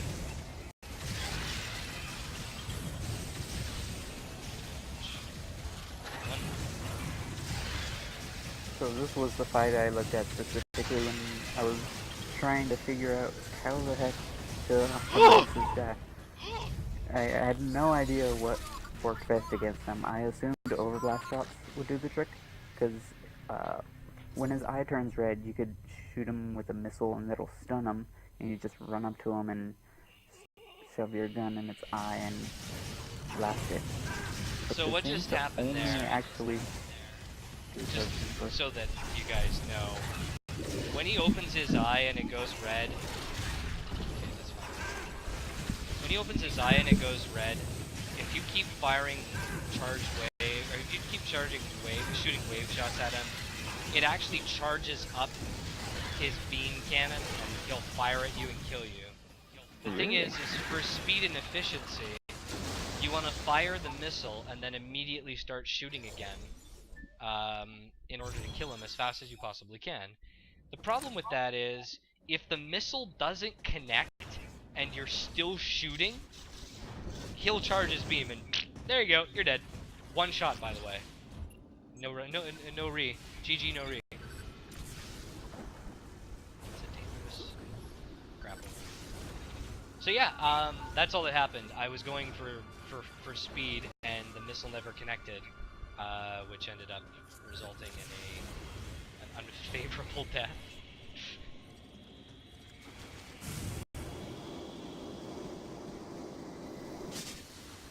Yeah, and as I was saying before, you could do it's not quite a lethal strike. Lethal strike is different from overblasts, I guess. Yeah. Lethal strike generally being the one that strikes him lethally and kills him. But apparently, on that particular boss, an overblast shot doesn't seem to do more. It might do slightly more damage than a regular charge ice beam. Yeah. So it's not really worth doing, and just takes a long time to do. I remember going to bed and waking up one morning to one of Jagger G's notes summaries with an intense, by the way, breakdown of that fight in comparison between both of our strategies.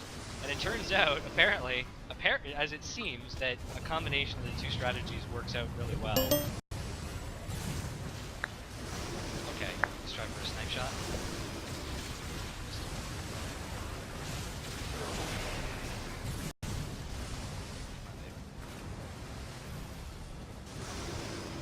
This is a really cool fight, especially in the season. Yeah. No fast hit. It's fun. Let's see if we can do it in round 2 and make him land on the platform. His belly just wasn't facing me like the first time.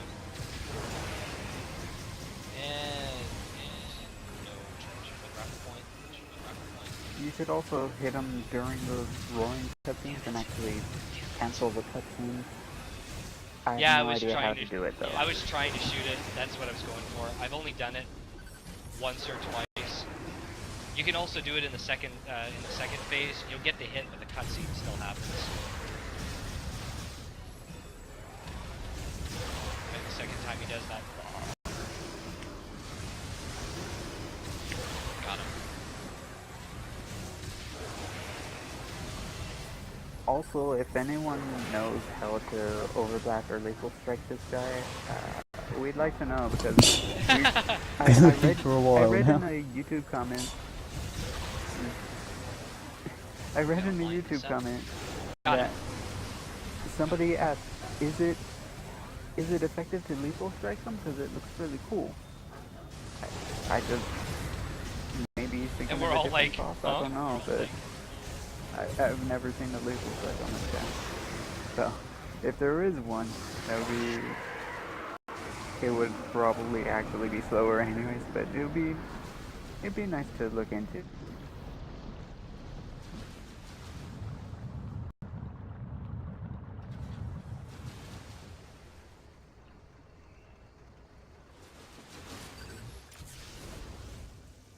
By the way, guys, I haven't been paying any attention to Skype, but there's a lot of messages up there. Is everything going smoothly? Let me have a look. No, we're good. Excellent. Samus, it looks like that monster is headed to the geothermal electric power generator. Track it and put an end to it. So if anybody is actually interested in seeing the entire story of Metroid Other M, oh balls, there are two ways to do this. One, pay the roughly $10 Canadian, which is like what, $400 American or something like that. I don't know. Pay the $10, go out, get the game, play it. I mean, it's worth it. It's okay. If you don't, there is a cutscene percent on my channel if you want to torture yourself. It's definitely worth it before you criticize the story, because some people look at the story, or they say they've looked at this story and like spend like a few minutes and just like, I can't handle it anymore. It's not Metroid. Yeah, And I think some of it as well as the Hey, man, those bad cutscenes translations are as pretty well. funny. Yeah. Like But- some of the cutscenes just didn't translate over properly at all. Yeah.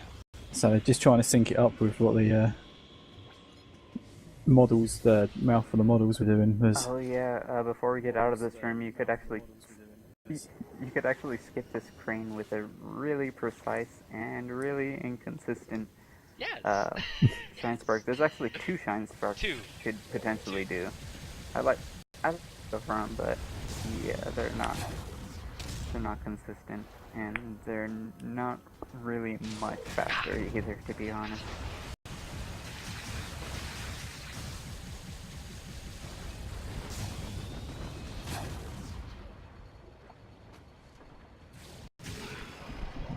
So on the note of story, like you might think who would want to submit themselves to watching the story of Metroid Other M.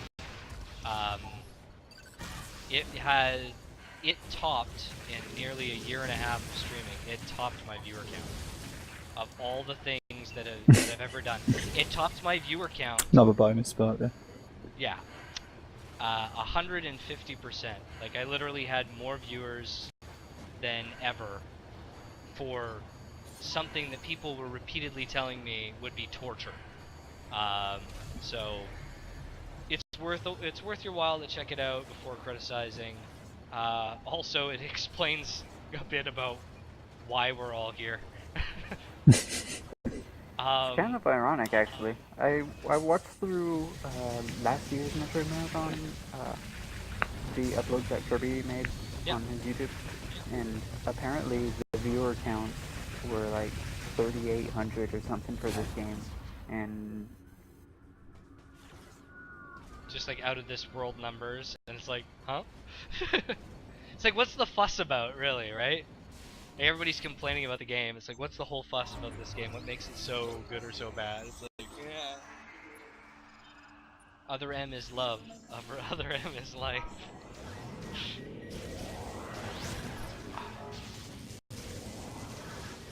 Like I said, it's a love-hate relationship.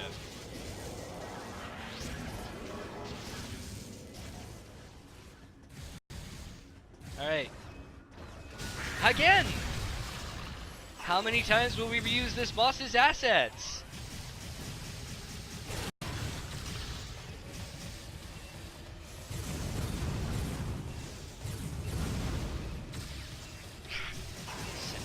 Oh! Come here. Yeah, let's not make the same mistake again, shall we?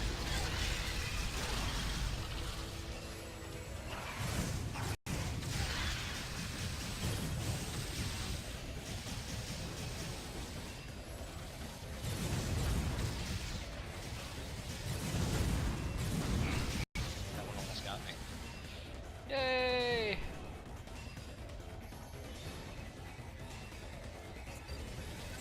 Dang it. Trying to get fancy, dang it.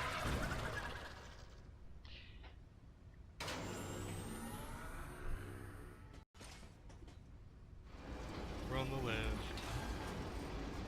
Alright! Now to go to everybody's favorite boss. I'm just here to remind you to save because of softlock. Oh! That'll be later on, and thank you very much, because I'm likely to forget too. That's the sad part. So there's a soft lock later on in the game where we just haven't figured out why yet. There's some assumption that we just get to the transition for the little cutscene a little too fast, and the game's like it just has like spasms and panics. So we don't want the game to picnic. The problem with where that is it turns out, and you'll notice, I'll point out when we get to, you'll know when we get to oh darn, get away! Okay, that worked out well. You'll know when we get to gravity that what I'm talking about. You literally go from practically the end of the game back to your gravity split. It's just nuts. So in a marathon setting, obviously, you can't do that. You have to save just in case. So now I'm kind of cheating the game here. I'm using a grapple point that was not intended to get to this place. That strat, I think, saves. I think I timed it at 22 seconds when I first timed it. So basically, instead of taking the intended route, you cut off to the to the bottom side platform, and then you abuse the grapple points by jumping and firing your grapple beam in midair, because you're technically close enough at that point. So it checks if are you close enough to grapple at the moment that you fire the grapple beam. It doesn't so much care where you are when the grapple beam goes off, which leads to some pretty cool tricks. Now, this is my favorite boss in the game. It is also the boss I'm most likely to die on. Ridley is a formidable opponent. My very first time doing Ridley took 28 attempts. I remember it very clearly. So I had a little contest where people could guess how many attempts it would take, which would score them pizza, by the way. Nobody got it right. But Ridley, any part of his tail hits you, one-shot kill. Any part of the fire that he breathes hits you, one-shot kill. If he claws you, you will not die in one shot, but you will not be in critical alarms. You can't get your health back. 2 claw hits kill you, and a rail slide where he grabs you and grinds you up against the wall will put you into critical alarm, but then it's probably just faster to try to kill him rather than get your health back. So this is going to be serious time here. Yeah.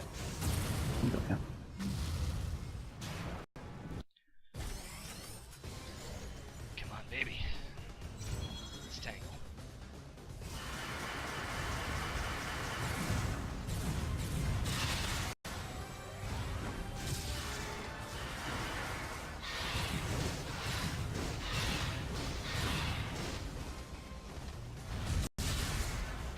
Did we lose Jago?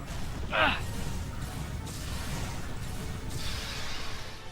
That's it, baby. Come to daddy.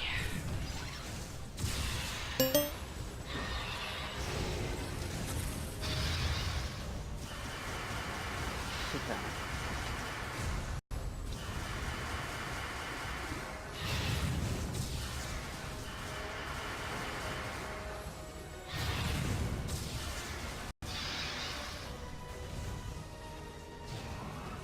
That's 2. One more, baby. Nope. Take that. From to land. One more. Come here. Now.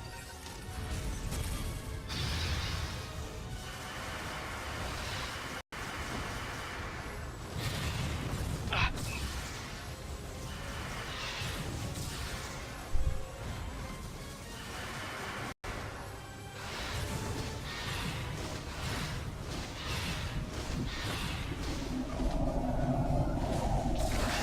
Yeah!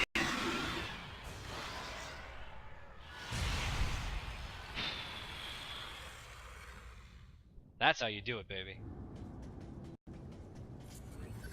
Nice. Nice fight. So you want to make sure, like, you want to keep shooting him as much as possible until, like, he's about to until you're about to do enough damage for him to fall over. And at that point, you want to make sure he's on the ground, because otherwise he won't let you do that that overblast shot on him. So yeah, it's kind of an intense fight. One of the thing that makes Ridley hard is not what he does. I was showing this off in a grind session not too long ago. What happens is you have to shoot Ridley to kill him, which makes sense. You could have guessed that.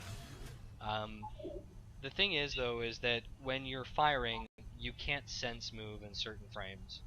So what'll happen is that you'll get a little overzealous, and you could be, you could be telegraphing his moves perfectly, but still be in a firing animation and get yourself killed.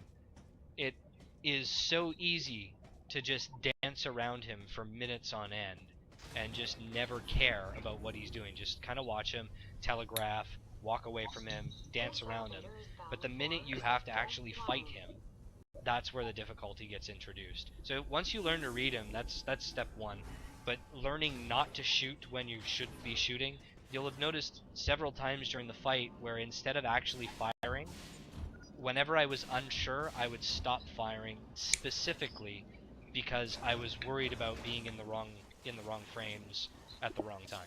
So that's the difficulty for the fight. It's making sure that you're not in firing animations. The rest of the fight's pretty easy, but it can be very stressful to do quickly. Yeah, especially when he gets that in vulnerability frame, you've got to slam a super missile into his face.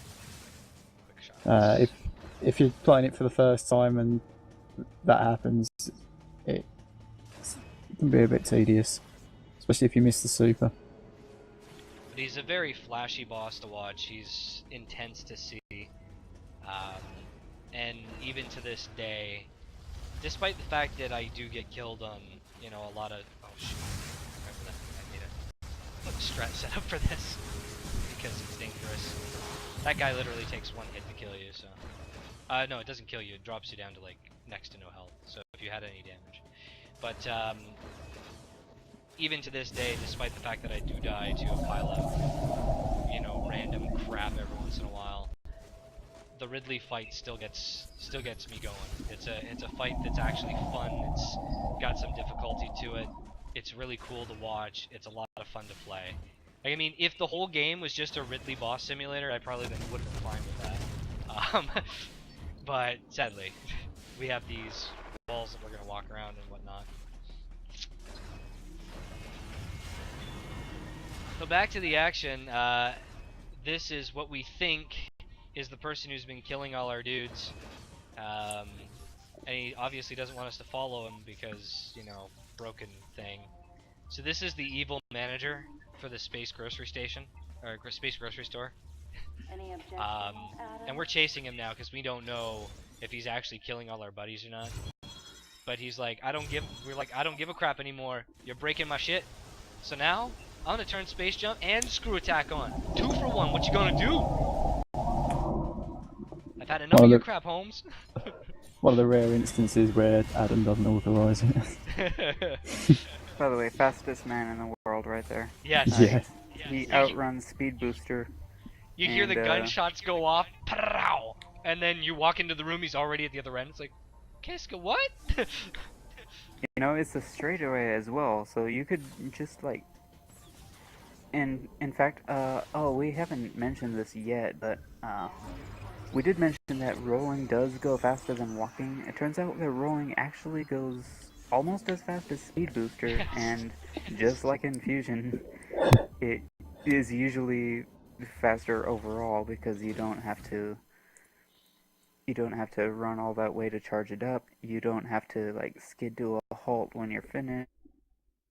There's one place in the entire game where I do not intend to spark. Like here, I'm gonna spark in a second. By the way, this is an extremely dangerous room here. Coming up. Call this the weave. Come on. Keep good. there's only one room in the entire game, and you actually go through it twice, in normal mode, once for this mode, where you shine spark. You have no intention to shine spark, but you're actually gonna continue running, and that's in Sector 2's ice slope. And it just turns out that the total distance traveled, it just actually sort of works out that you're a little bit faster by doing that instead. But you have to get the charge ready to go and whatnot. It's kind of can be a little finicky at times if you don't start from the correct location.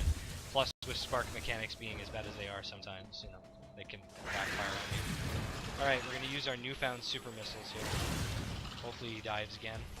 Excellent. I missed him. He takes 3 supers and 2 charge shots, I believe. Maybe 3 charge shots. My god, my aim's terrible. Ah! There you go. Basically, I try to super missile him when he's dive bombing me. Oh, Like, okay. Oh, okay. I have not tried that, Actually, you kind of did with that first shot, but he was dive bombing to the side of you, so Yeah. it missed. Like, you But kind if of he's want to get dive him bombing dead on. straight at you, it'll hit him. And that was not super. Because otherwise, if he's not in some kind of attacking animation, he's gonna dodge pretty much everything. What? That hit him, too! Go inconsistencies. Yeah, and sometimes they bounce off for no reason. Okay, let's try to do this a little safer. See? Straight through him. Love it.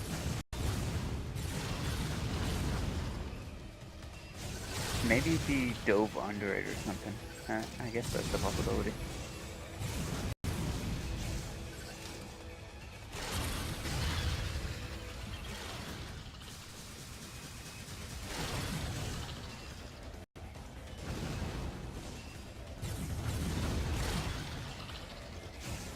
Yeah, I guess you'll want to wait a little bit for him to dive downward first, so that he's going straight at you when you shoot. That's still something that's relatively new to me in terms of the strategy used in a run. I used to not super him at all, as you can probably recall, Jagger. It's super. I only And I used to understand super why. when what do you call that? I only used to super him when he'd actually open his eye. For red, dry eyes.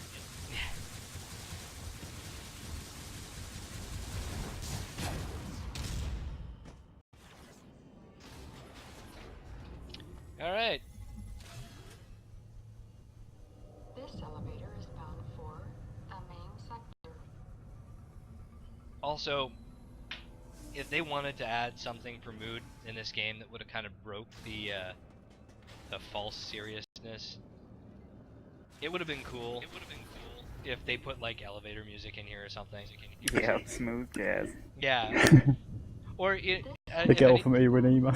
have either of you guys ever played Jurassic Park for the SNES? Or Oh yeah, yeah. dun, dun, dun, dun, dun. It's like it's like Costa del Sol music from Final Fantasy VII. It's great. Okay, so this guy here, if he stomps on you or kicks you, he does 98 points of damage. He's relatively easy to kill, but that wastes time. And we don't Also, wanna waste you time. shine sparking through the next room? The next room. The long ice room. Like right after the stomper guy. You run through the safe room and you shine spark across. Oh really? And yeah, I think if you spark at the door, I can't remember, but you can land on one of the icicles and kind of like with the sense move, the things that you vault over, if you land on top of them, it kind of cancels your... I will have to try that. Also, that was the long room I was talking about earlier where I had no intention to spark, but you just kind of stay in the right animation. This is also the room where we discovered that the frog... Well, I figured that if he's running at you at the... See how I did damage to him? If you kind of chill a little bit, you can kind of time your bombs to kill him on the way. But you have to get him at like the right angle. That's where I figured it out, and I was like, oh, okay. This is totally useless, but pretty cool. So to prevent unnecessary damage there, I jump over those in hard mode. In normal, we'll just kind of try to weave by them. It's much faster. Being in the air in this game is in general bad. Being in the air without spin jumping is even worse. Also, really difficult to tell, but when you hold forward while you're spin jumping, you actually do move faster in the air. However, if you want to optimize your movement and you're coming off of a grapple point and you try to hold forward, you're gonna fly off to the side. And in fact, you'll just like swing forward and then launch 90 degrees to the side. It's pretty funny. And terrible. Yeah, so coming up shortly, story-wise, is probably one of the biggest inconsistencies. In regards to the boss you're about to fight. So these Pikachus here, as I approach, I'm going to shoot a couple of times to stun them. That way, when I get close, I can screw attack them. Otherwise, they go on a wild goose chase, and sometimes they get you, because you can't move that fast, and they will outrun you. There are two hoppers in this room, one on top and one on the bottom. I'm going to kill the bottom one for safety, and hope that the bottom one falls. If it doesn't, which it didn't, you have to be relatively quick exiting this area because he will stomp you. Also, he can hit you from here when he jumps. If you're right on the edge like I was. That was a very dangerous idea. For safety's sake, what you'd want to do there is actually just maintain your space jump for one more vault. Yeah, fun bit of trivia for that side hopper on the bottom.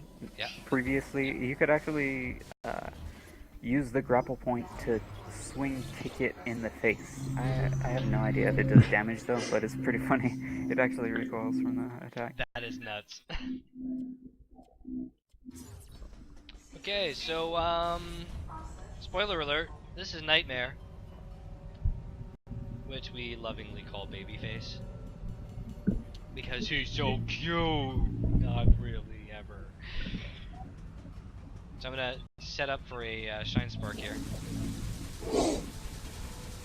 This is a lot faster than scaling the room the intended way.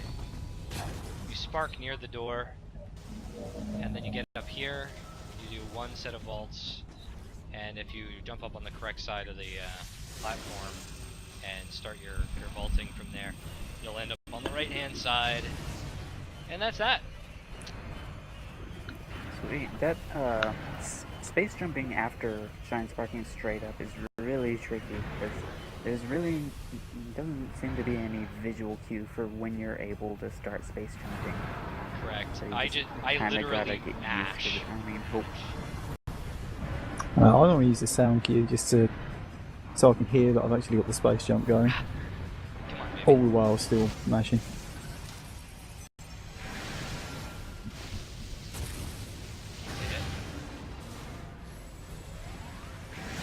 Okay, now we gotta wait. You can't target his face while he's turned away.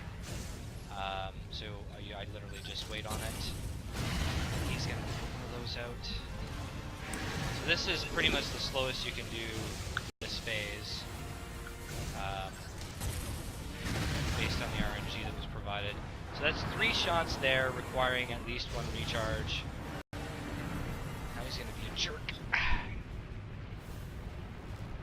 So your second space jump actually sends you higher than the first. It doubles your overall jump height. Which, by the way, for anybody who knows what an infinite bomb jump is, you can IVJ in this game. The problem with it is that you're capped at a certain height, which is whatever your maximum jump height was. So, and the game knows this, so it adjusts your infinite bomb jump height, puts a ceiling there. Damn it. Worst RNG ever. When you collect space jump. Yeah. So, come on, baby.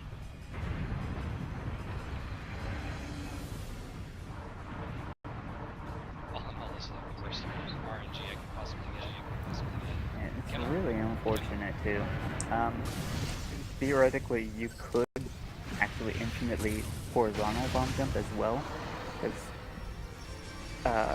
if you don't know, there's a trick in Super Metroid that is completely useless, where you actually bomb jump against the ceiling and that'll slowly crawl you across a room.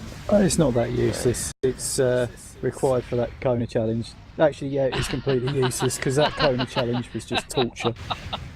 I remember that. If anybody's not familiar with challenges and such, in many communities there are things called puzzle races, where usually a speedrunner will come up with a set of rules to follow that are very specifically set in order to push you along a certain path. There's often multiple solutions. However, there are constraints that you wouldn't normally have to worry about in a typical playthrough. One of which happened to involve an infinite bomb jump against a ceiling in the moat room in Super Metroid, where we used to do Ocean Fly, and now we do the mostly infamous CWJ or moat jump. So yeah, that was great. You snug up against the ceiling, hold on tight and go, and the jump is not obvious. It's you gotta morph in midair while exiting water, which is difficult on its own, and then get up in the air and get your bomb jumps correctly, then transition from bomb jumping, either single or double bomb jumps, into the rhythm correctly at the right time to infinite bomb jump on the ceiling while moving horizontally across an entire room. That's awesome. That's is that Missile Lake? Yeah, the moat missile. Yes. Yeah, Jagger, it's just torturous. It really is. I tried for like 2 Because hours. in the past I've gotten across that with like a really difficult diagonal bomb jump. No, I've diagonal bomb jumped across it, but that's now the backup strat for the moat jump. There's a relatively consistent setup now to get a horizontal bomb jump there, and it's actually really sharp to look at, because it just to say gives you enough distance that when you unmorph, you end up just in the right spot. So it's pretty cool. It's really cool. So going back to something old here, I was talking about how speaking of bosses. Yeah. I was mentioning earlier soft lock. This is where it's like, oh my god, I'm getting sucked into oblivion. I didn't turn on my gravity suit earlier because, gravity was an issue, but now I'm going to turn my gravity suit on because I might die. And kaslam, we're on the ground. From this point on, if I soft lock, the last mini save that's done between now and where the soft lock occurs is right here. Oh shoot. I undershot that. So you will be sent back, all the way back from wherever you were to here. Which, as you will soon find, is not a short distance. So my timer's at 2:04. It was at 2:04:14 when I exited that room. So we'll say 2:04 or so for gravity. And there's literally no save point between here and that soft lock that I use. So yeah. You should have seen my face in disappointment and disapproval when I first saw this. It was like, well guys, I guess that's all the run I had time for tonight. There's save stations, just not automatic checkpoints like there usually are. Yeah, there are some automatic checkpoints, so like small checkpoints that just kind of stay resident while you're playing the game, and you can abuse them pretty good. There's one with the ice wall frog. You get hit by the frog and die, and you get hit beyond the ice. You clip through the ice, and then when you spawn, the ice is gone, and you're on the other side. Sweet. Okay, here we go. Using an older strat here.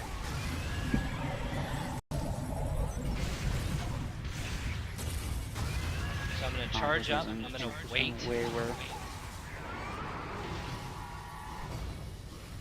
Now he's gonna burst, and I'm gonna hit him again.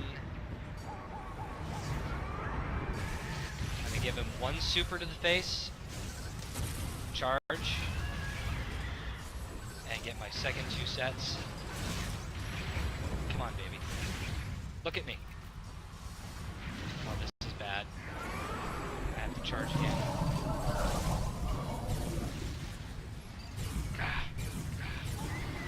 One of the rare places where the speed tactics actually matter between how many missiles you have actually. No, I got him. Okay. So what happens is, if you deal too much damage to him too quickly, he will lob a red pulsating black hole of doom up on the second floor, and the only way to damage him at that point is to head up to the second floor and fire charge and regular shots in a direct line between him standing in the middle of the room and you standing directly opposed to the void. It's very unfavorable.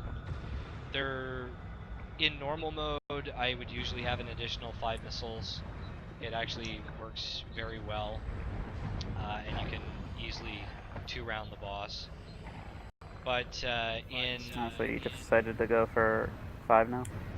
Yeah, I've actually decided to. I've moved to the extra 5 missiles. Overall, it's just a weensy bit faster, from what I've been able to tell. But in hard mode, you'll throw the first 2 and then pause, and then as quickly as possible, get the next 3 in.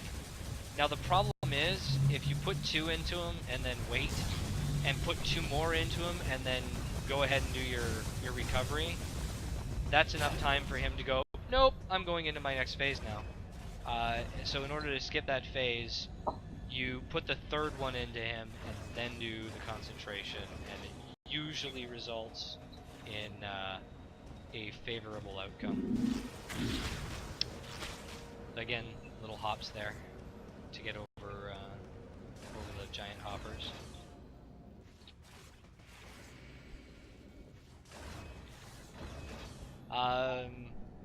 Time to beat, by the way, is 2:17:05. That I set just yesterday at 12:30 in the morning during what was supposed to be a dirty no reset practice run. It worked out well. I don't think we're on target for that though. I really don't think we are. But there's not much left to this run, guys. We're gonna head out to the next section here, and we're gonna get to see some reoccurring characters for the final time. My favorite reoccurring character in the game, the Rinkas.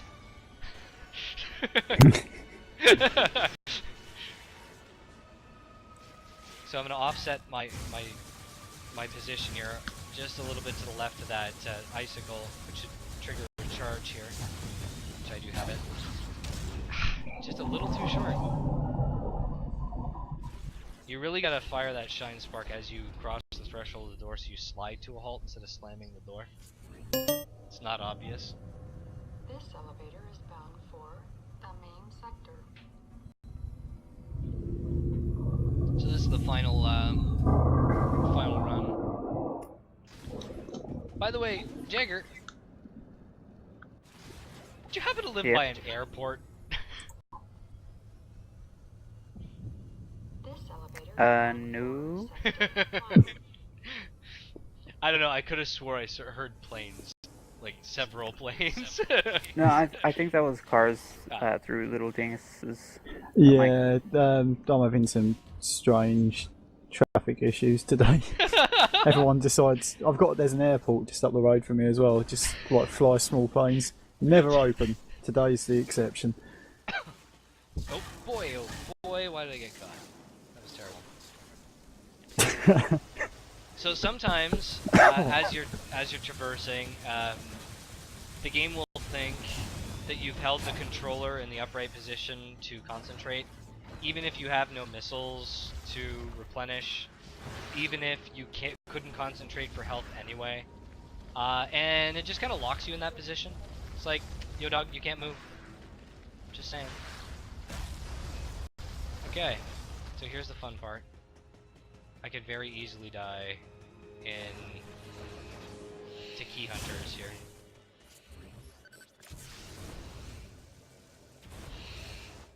Space jump, space jump, space jump. No, I missed it. I went for that ridiculous grip I was talking about there, Dingus. Yep. Yeah, I'm Go, probably baby. about 14 seconds behind you at the moment.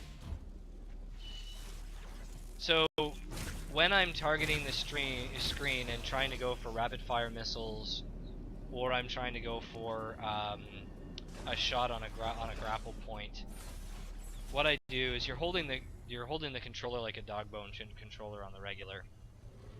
Then when you go to point at the screen, you're holding the remote in your right hand. And then to target, you have to hold the B button, which is underneath. So you can either reach your index finger all the way up and then push the A button, which is very awkward when you're trying to swing across. Or you can transition. This is the save point, by the way. This is the important save. Or you can transition to your left hand for the B button and the A button. It's this weird two-handed pointing at the screen contortion that I do. Oh, sorry, are you talking about shooting missiles? Yeah. And grapple points. If I remember correctly, you could also shoot with one, apparently. Yeah, you can Yeah, shoot. you You can. can shoot missiles But you using one. You still can have to like do target. an overhand kind of thing. Yeah, you Yeah. still have to target. It's like, yeah. So that save I just did is a safety save. It's not necessary. If we were doing attempts, that would not be a thing. The room transition coming up next is the one that breaks the game. Because, you know, we're going too fast.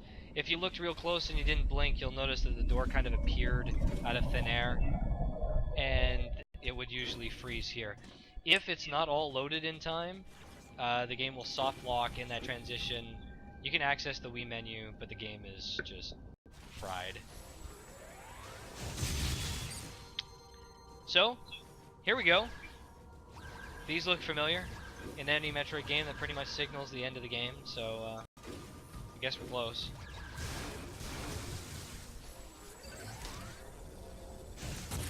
I'm gonna break these seals. You gonna go for a quick Madeline? I actually got it for the first time in practice this morning, twice in a row. So I have faith you'll get this. it just out of nowhere, I was like, you know what? I'm gonna try it while I'm doing practice. And yeah, I got Madeline Quick Target. So the real Madeline Bergman, the person who owns this place, is holed up in a room just across from us here. I'm gonna try to line this up. Got her. And that is what we call Madeline Quick Target. Sweet. Nice. Good job. Thank you. I can't. It's like 2 seconds. Yes, save 2 seconds. Can't do And jump yeah, it extends. teleports you across the room. Yeah, so. dude, man, random teleportation. All right, a little bit of serious time here. This is Metroid Queen. Dodge twice to the left. Wait for it. Super missile. Concentration. Get away from him. Fire 2 shots to lure them in. Come here, baby. Wait for the second. 2. No. There they are. This fight is so mean for casual players. That's good. Is he actually in the corner? Oh shit, he is! We're good! Everything's fine, nothing is wrong. Basically, if you don't speedrun this game, the queen doesn't wait for you to hatch more Metroid, so you'll wind up fighting 6 at once. 6 is the maximum number that you'll have at any one time, isn't it? It's the total number of spawns that she offers. 1, then 2, and then I'm 1 3, missile and short. that's it. Yeah. Okay, that's phase 1. Then she gets really angry and breathes fire at you. She's like, I'm not taking your crap anymore. Urgh. I never did this in Metroid 2, but oh, it looks so cool. Okay, so I'm gonna force her to charge at me here. 2 jumps. Target fire. Whoop. There we go. Get another charge up. I'm gonna let her do her thing here. Get really close. Yeah, and you want to make sure to fire when she's not moving, because unlike pretty much everything else, Oh! Flip by the on foot. Metroid Queen specifically, it won't, the missiles won't curve when she moves after you fire them. Yeah. No, it'll hit something like a neck or one of the spikes on the back and just do nothing. Yeah, or it'll just like, she'll move her head and They'll miss. completely Yes. miss entirely. They'll fly off in a straight line. Come on. Come for the dash. Oh, she's going for fire instead. Usually, Seekers are really good in games, but they just It's had just to this- make them not work in this fight specifically.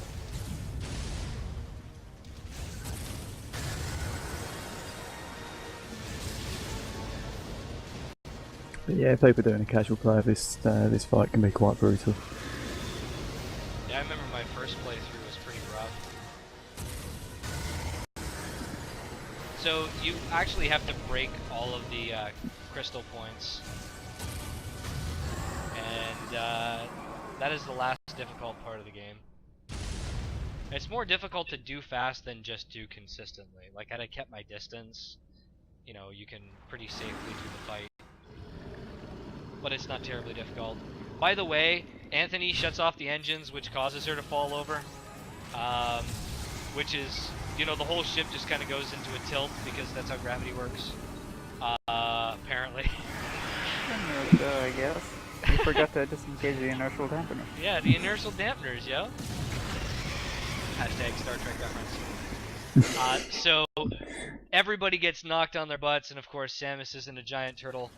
So, the turtle goes, turtle, turtle, turtle, and ends up on its side. And you're like, oh my god, I can shoot it in the bellas! Even though whatever I did to it earlier wasn't enough. And your only use of power bombs Yes. in the whole of hard mode, with the exception of the tutorial at the start. I always laugh at how late they come into the game. Time is coming up very shortly, by the way, Maelstrom. This is the hardest boss in the game. Time is when she yells stop, so I'll yell it for you. Stop! 2:18:23, I think. That's good. That's a really good time. I think I stopped it a bit early because Yeah. you said time pretty loudly Yeah. like a couple of seconds beforehand, so I stopped it and realized you weren't. You're like, oh my god, why is it? that so loud? Yeah, It's so good. time to beat was I think 2:17:05, but prior to last night it was in the middle of it was a minute and 32 behind that. So had I not broke that score that time last night, this would have been the new record. So I'm happy with that. I'm pleased with that. Nice. Yeah, also, you know what, before I started running this game, I think I think that beats the best normal mode first ending time as well. Before you broke that record, it would have. I think you're at 210 and change, like barely 210 and change, I think was your record run for normal mode first ending. So, if this was deathless, there's a lot of room for improvement to come down in time, but that's where I think I'm gonna rest the category unless new tech comes out, and then transition to back to any percent normal. Once this becomes deathless, that would be where I kind of lay it down for now.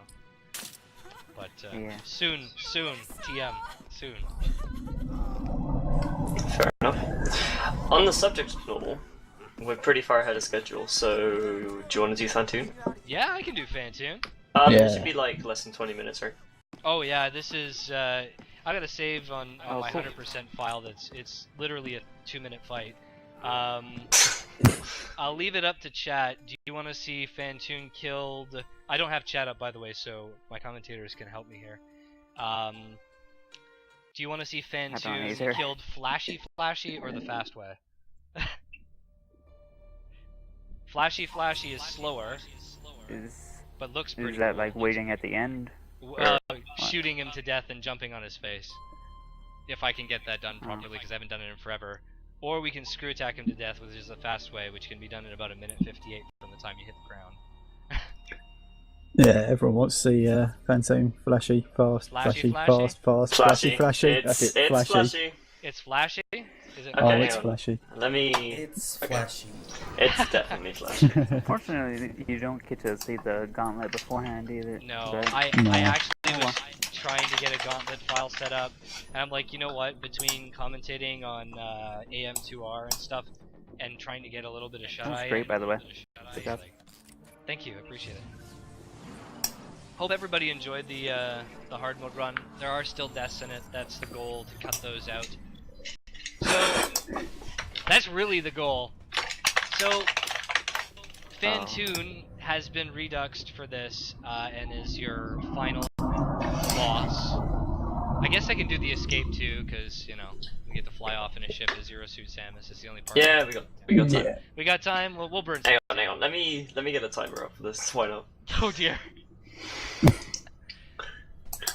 Judgment will be passed. I don't suppose you can do the 100% out of bounds, can you? No, I can't, unfortunately. I haven't learned the Alright, tech on and it. you don't really have a file for it either. Now, if I'm doing this on the timer, though, I gotta go fast, man. I can't. No, you gotta go flashy. I It's gotta go flashy percent. Flashy. Flashy percent. Okay, let's see if I can actually do flashy. You gotta wait for him to jump and throw his head on the ground. It's like, okay. So this is gonna be relatively easy. For reference, in case anybody doesn't really grasp this, Fantoon is not in the hard mode of the game with good reason. I can do the entire game in hard mode with no E-tanks. I cannot beat Fantoon with just the one stock E-tank that you get, because you're forced in hard mode to get one extra E-tank. So you have 198 health, or 199 health. But I can't do it. But it's possible. It's nowhere near consistent. So, timer will start from when I hit the ground. I'll call it. Okay. Ready, set, go.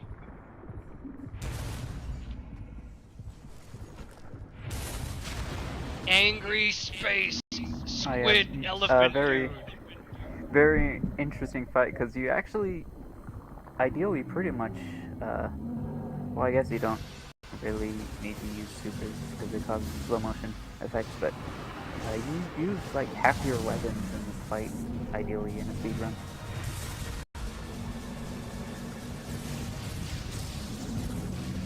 So as he starts moving laterally, you can't really,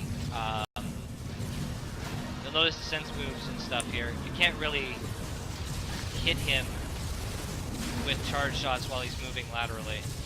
So you'll notice I'm going to stop right about now. And that was a little early. Let's see if I can squeeze in a super here. Got it. That's the only super I usually go through in any run. So now he's gonna stick out his— oh god! Getting pummeled here. He's gonna stick out his head. You can only hit the eye once per space jump vault. Every enemy in the game has a tag attached to it that when you hit it with a screw attack, the first time you hit it with a screw attack,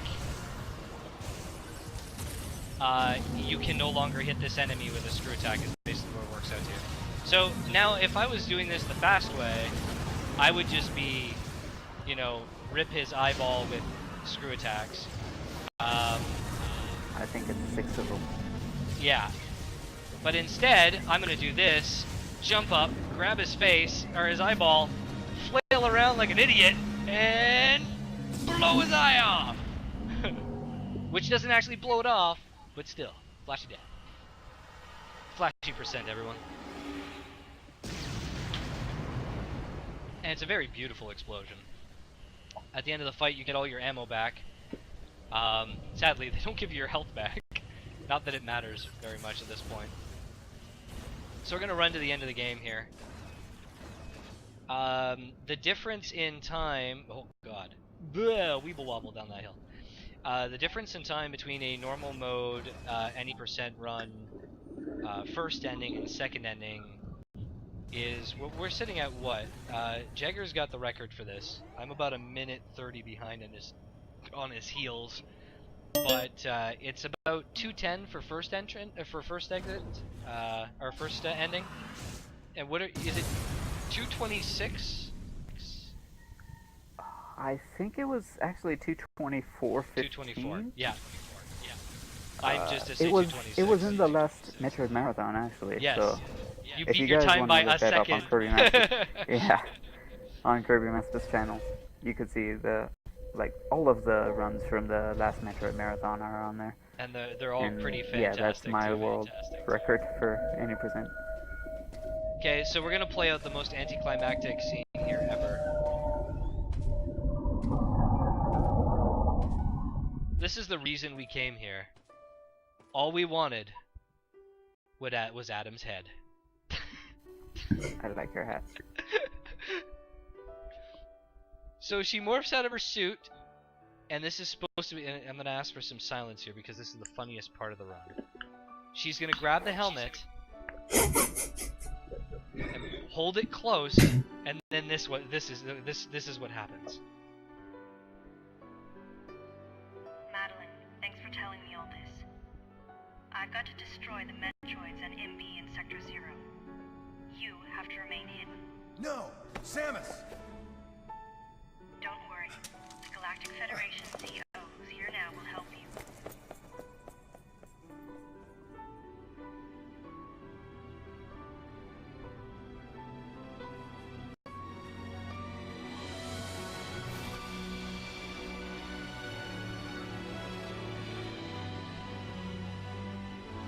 Honk, honk, honk, honk. So good. I mean, I swear to God, I was playing this game, and you know how sometimes the game will pull on your heartstrings just a little bit? You're like, this is the first time in the game I felt like a little bit emotionally connected.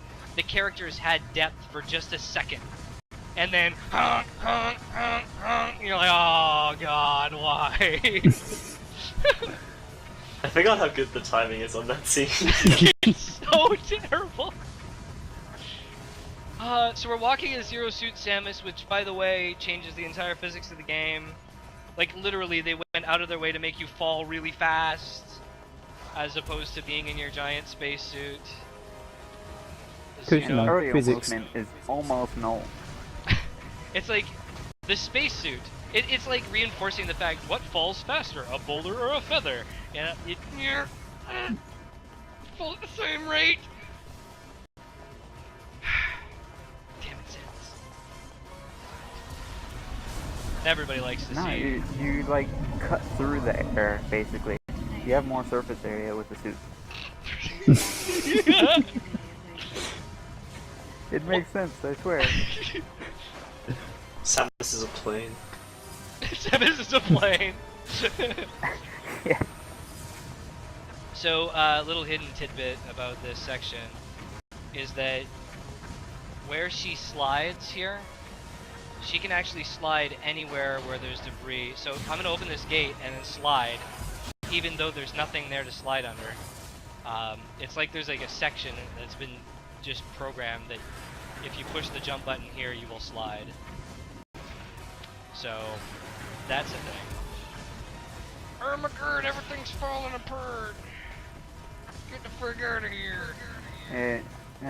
Pretty much everyone's first time through, everyone's first 5 times through, they tend to like fall in that room where the Yeah, all the way to the bottom. what are they? The Rios hit you the first time. Until Yeah. you told me that I could jump diagonally, I was still falling in that frickin' hole. And usually the timing for second ending, we begin on when we open the newest file. When we open a new file, when the screen here goes blue, that's the end of the game. Sorry for keeping you So waiting, time. Adam. Yeah, I got it. with cutscenes, time. So I hope everybody enjoyed Metroid Other M for what it was, as opposed to its story, and like the little kick at the end. It's the most confused scene ever. It's like, I have a helmet. Adam, I miss you so much. Yeah, it's the best scene ever. Best scene in gaming history. So thank you very much for watching. Thank you very much to both Little Dingus and Jagger G. I really appreciate your help today, guys. Yeah, no worries, man. And as with every Metroid game, my rate for completion is obviously 100%. Speedrunning, best way to do it, right? And great Samus tradition, every single space station she's ever set foot on has exploded. So do you actually get a percentage when you finish hard mode? You don't get a percentage because the only time you get a percentage is when you finish second ending. Ah, okay. You don't even get a final time. Actually, it Nope. gives you the. No. Nice. It's like we have to go In back fact, to the the only model way ship. to get a time is to view the save files, and in like after the second ending, it autosaves, so it updates your time. But in hard mode, it doesn't autosave because you haven't beaten the second ending. That you is only beat another the first ending. quirk of this So game. Well it- then. If you take a look at the file So time the here, time it's on your save 303. file is where you left. So 303, but my actual RTA was 218.28 or 218.25, whatever. 18.25. So Yeah, by the way, that counts roughly 2/3 of the cutscenes, we not don't all of them. understand. Yeah. It's really annoying because it has seconds and it's accurate, but then it counts random cutscenes. All right, everybody. I guess that's Yeah. my time. Oh, no. Maelstrom. Yeah, thanks for the run. Thank you very much. Have a good night, guys. Thank you. Or Okay. good afternoon, guys. Later. Yeah, so now we'll move to setup for Metroid. The original. Sweet. Cool.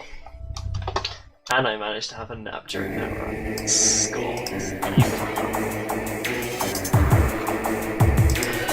I wasn't going to, and then I looked up my current splits, and I was like, gravity seems like 10 minutes before the end, I can sleep until then. Tell me what, we're good. Okay. And then after you did that, I what? Whoops. I kept getting muted at random times as well. That's really weird. Oh, really? That's all. Yeah, no, it was mumble. It was just being weird.